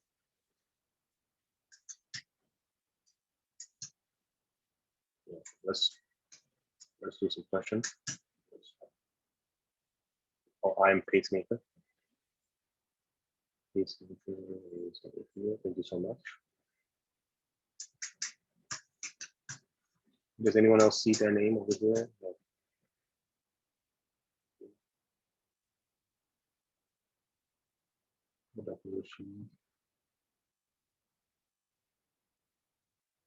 Oh, Usmle VK. Usmle VK.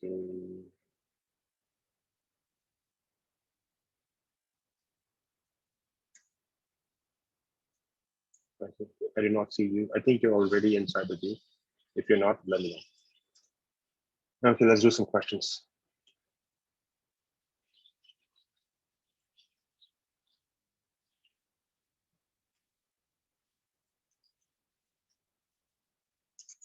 Previously held, are we ready to do some questions? Yes or no? Last answers, please.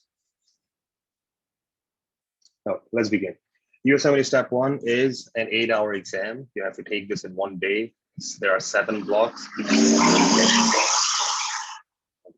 There are 7 blocks. Each block has 40 questions. You get 1 hour per block, and you get 90 seconds per question.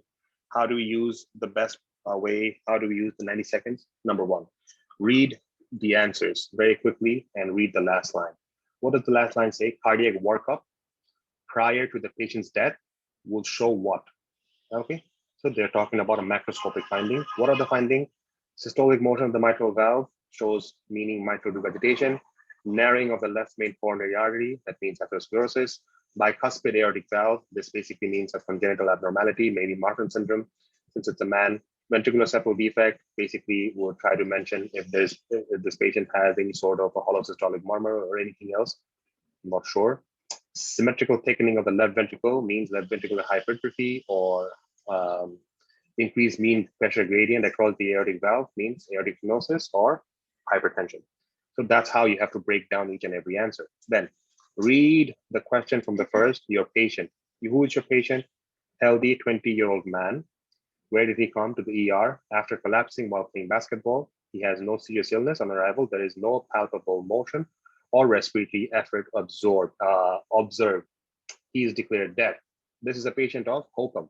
Okay, very simple. What do we see in HOCM? Which one of this is the following answer? Let me see. Which one of this is the following answer? Symmetric thickening of the ventricular wall. Is that what you think? Okay. And who else is here with any other answers? Okay, the answer is A, because E, symmetrical thickening we see in left ventricular hypertrophy. In HOCM, I'll talk about this. What happens is basically in hypertrophic obstructive cardiomyopathy, there is an irregular septal thickening of the muscular interventricular septum. This thickening pulls on the mitral valve like this, and this closes the outflow, and this can cause regurgitation. So this is a very famous finding that we see in HOCM. Are we clear about this one? Yes or no? I'll talk about this in details in the future. Everyone, did we understand this? What is hypertrophic obstructive cardiomyopathy? It's a congenital disease, an autosomal dominant disease, where we have abnormal mutation of a type of protein. The name of that protein is sarcomere protein, for which patients have obstruction due to septal thickening and systolic anterior motion of the mitral valve. Can we move forward to the next question? Yes or no?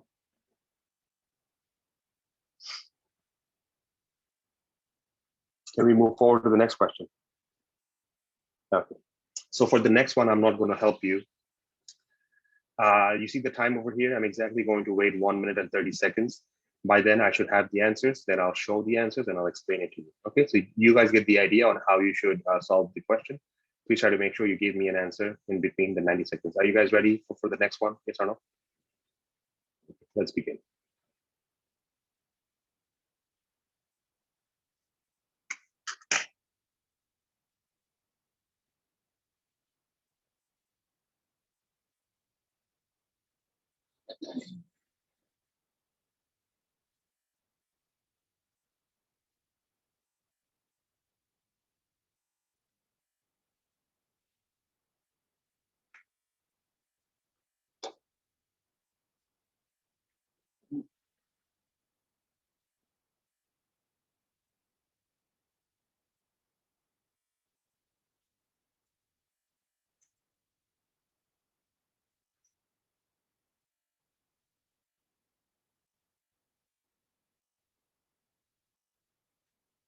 "45 seconds.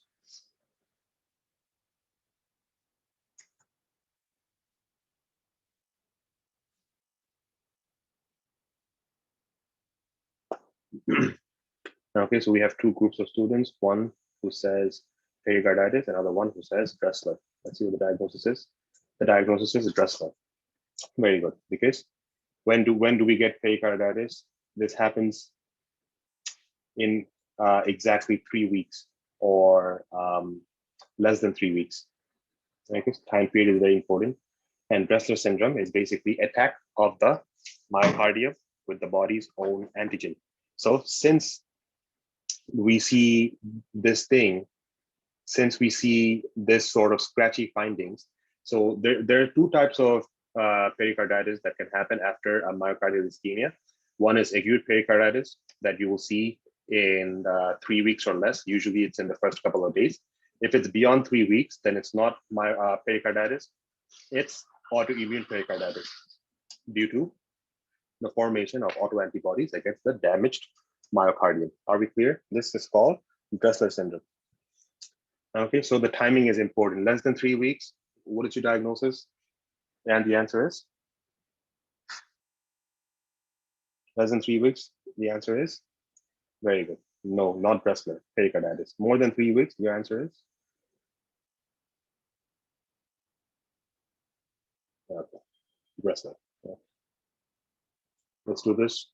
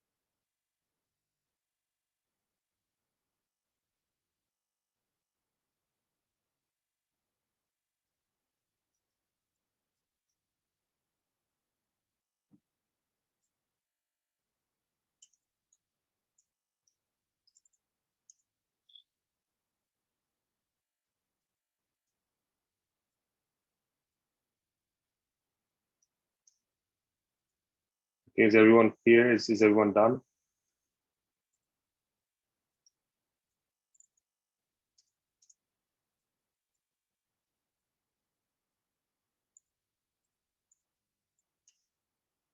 A. Okay, let me see. Very good. It's very simple, right? The structure that is damaged over here is a derivative of which of the following? The structure that's damaged over here is the ascending aorta. How is it damaged? You see that there's an abnormal wall, right, which shows that there is an aneurysm. My apologies. There's a dissection. Okay, very good. So that's why. Are we clear, everyone? Yes or no? What is aortic dissection? Aortic dissection is basically a pathology where, due to excessive hypertension, there's a creation of an abnormal pathway in between the blood layers of the aorta, especially between the tunica media and the tunica adventitia. Okay, I'll talk about this later in the future. Can we move on to the next question? Okay.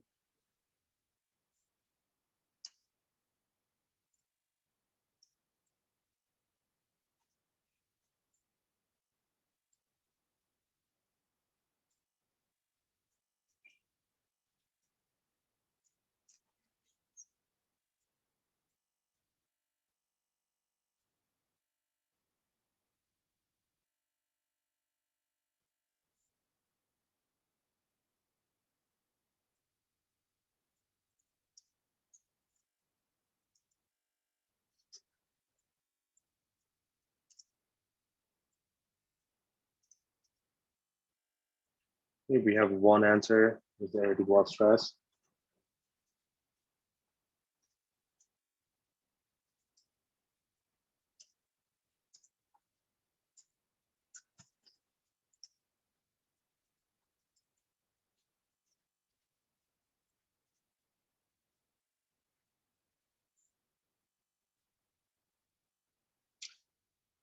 Okay.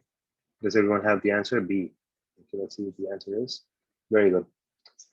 Male patient who comes with a sudden onset of abdominal pain with a history of smoking will always indicate you to an abdominal aortic aneurysm.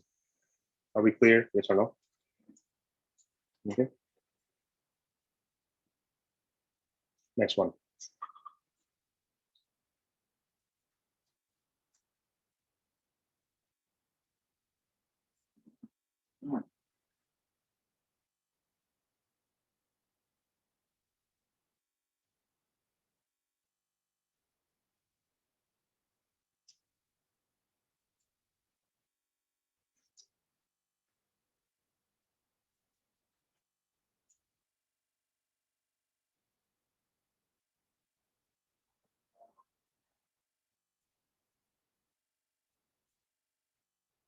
Are we ready for an answer? Yes or no?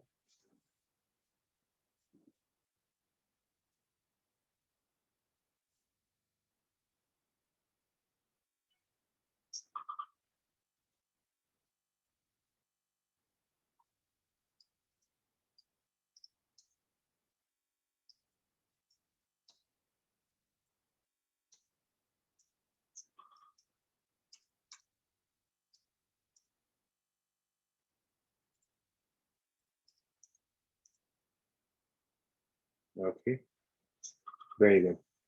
The first group of drugs always that will be prescribed to your patients is the lipid-lowering agent. That will be HMG-CoA reductase inhibitor.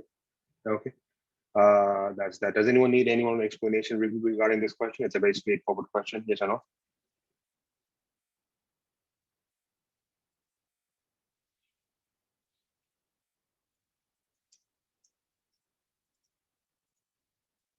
Okay. Next one.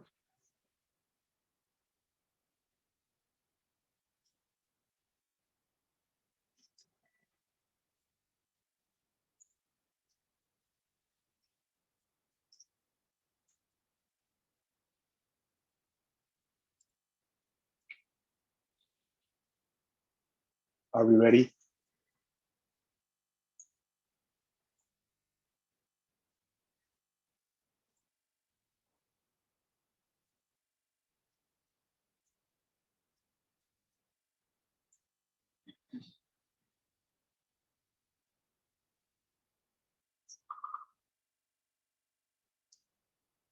This is a very easy one if you guys are ready.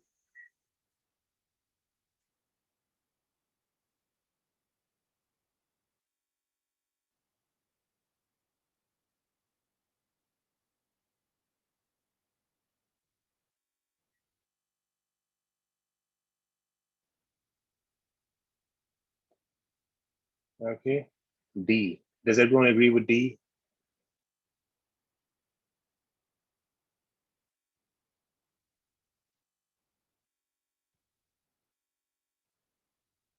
Very good, I think so. The answer is aortic stenosis. This is senile calcification, yes or no? That is due to age, there is dystrophic calcification of the aortic valve, so aortic stenosis. If we have aortic stenosis, will we have a systolic murmur or diastolic murmur? The answer is we'll have a systolic murmur, yes or no? And another thing is when there's hand grip, when you do hand grip, are you increasing the total vascular resistance? Yes or no? The answer is yes. So will the intensity of the murmur increase? The answer is yes. I'll talk about this tomorrow. Let's move forward.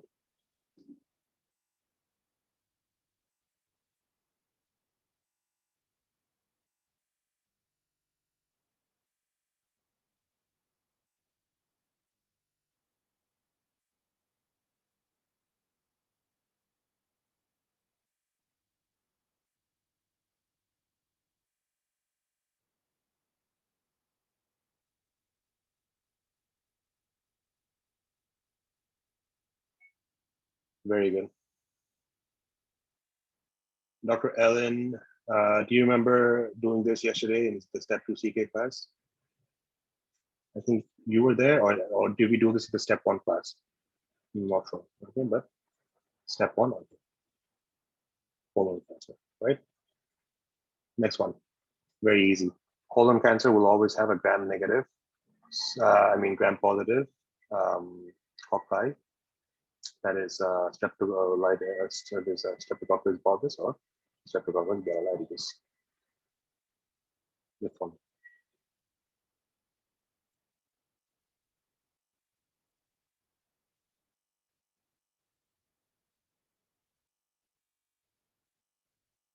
This is a difficult one. We have not studied this. So the answer for this one is basically amiodarone. Okay, amiodarone is a class 3 antiarrhythmic drug. I'll talk about this in the future. Amiodarone is basically a group of drugs which we say is it belongs to the group where class 3, meaning it belongs with amiodarone, ibutylide, then we have sotalol, right? Out of all of the class 3, you see even for sotalol you have 17%, but when you compare amiodarone with all the other class 3 antiarrhythmics, this has one of the most less adverse effects of causing ventricular arrhythmia. Okay, I'll talk about this later. You haven't done this, but remember this. If we have a patient for ventricular tachycardia and ventricular fibrillation, the drug of choice is always after, if we cannot stabilize the patient, then we can give a vial of amiodarone. Are we clear, everyone? Yes or no? Amiodarone for the intervention for ventricular arrhythmias. Okay, that's next one.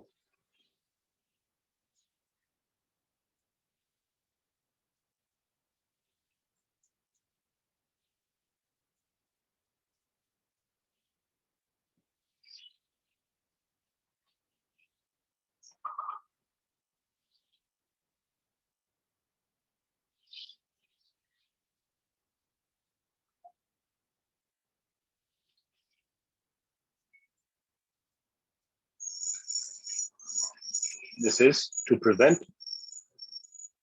Very good. We did this yesterday. Yes, to prevent nitroglycerin tolerance. Last one. If the questions are being repeated multiple times, what does this indicate? Does it indicate a very important question or not important question? Important. So keep these questions in mind.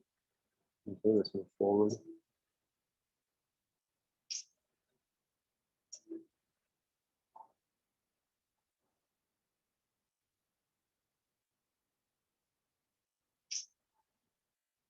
Very easy. The answer for this one is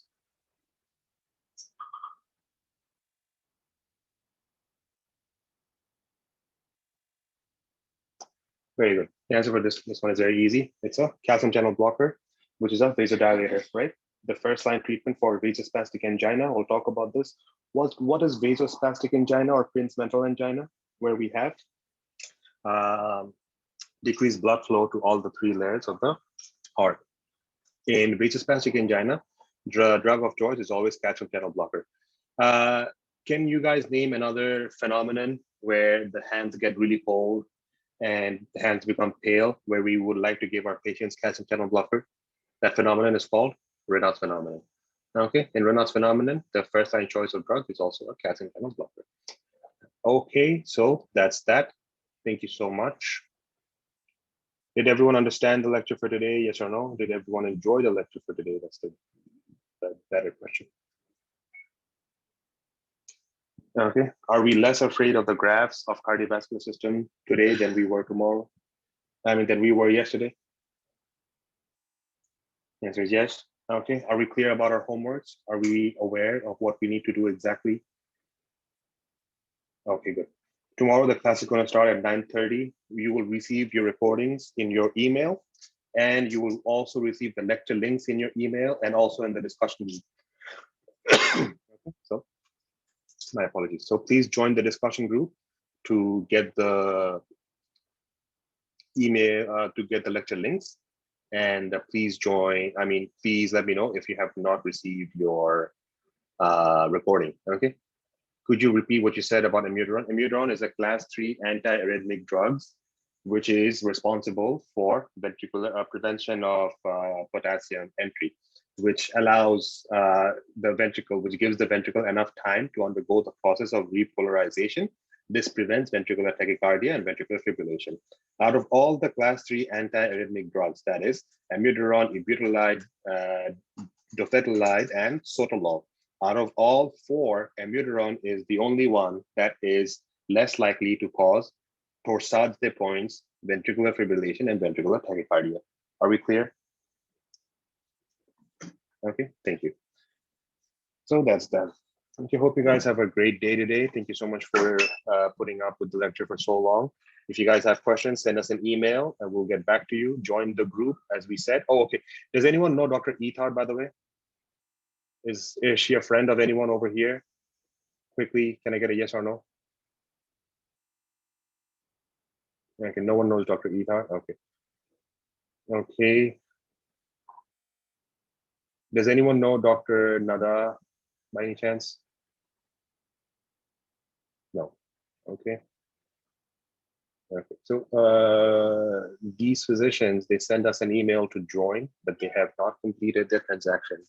We did send them the lecture links, but they did not join the lectures. So I'm really confused about what they are doing over here as of right now. Okay, so thank you so much. Don't worry, I'll figure this out later. I hope you guys have a great day. I'll see you guys tomorrow at 9:30 a.m. Okay, thank you so much. You guys are absolutely amazing. We're really proud of you guys. Keep up the good work. Okay, and you guys will do really well in your exams. Just focus on the homework. Make sure you work hard every day. Make sure you do your concentrations properly, less distractions, right? And everything will work out just fine. Okay, I'll see you guys tomorrow. Have a great day. Bye-bye.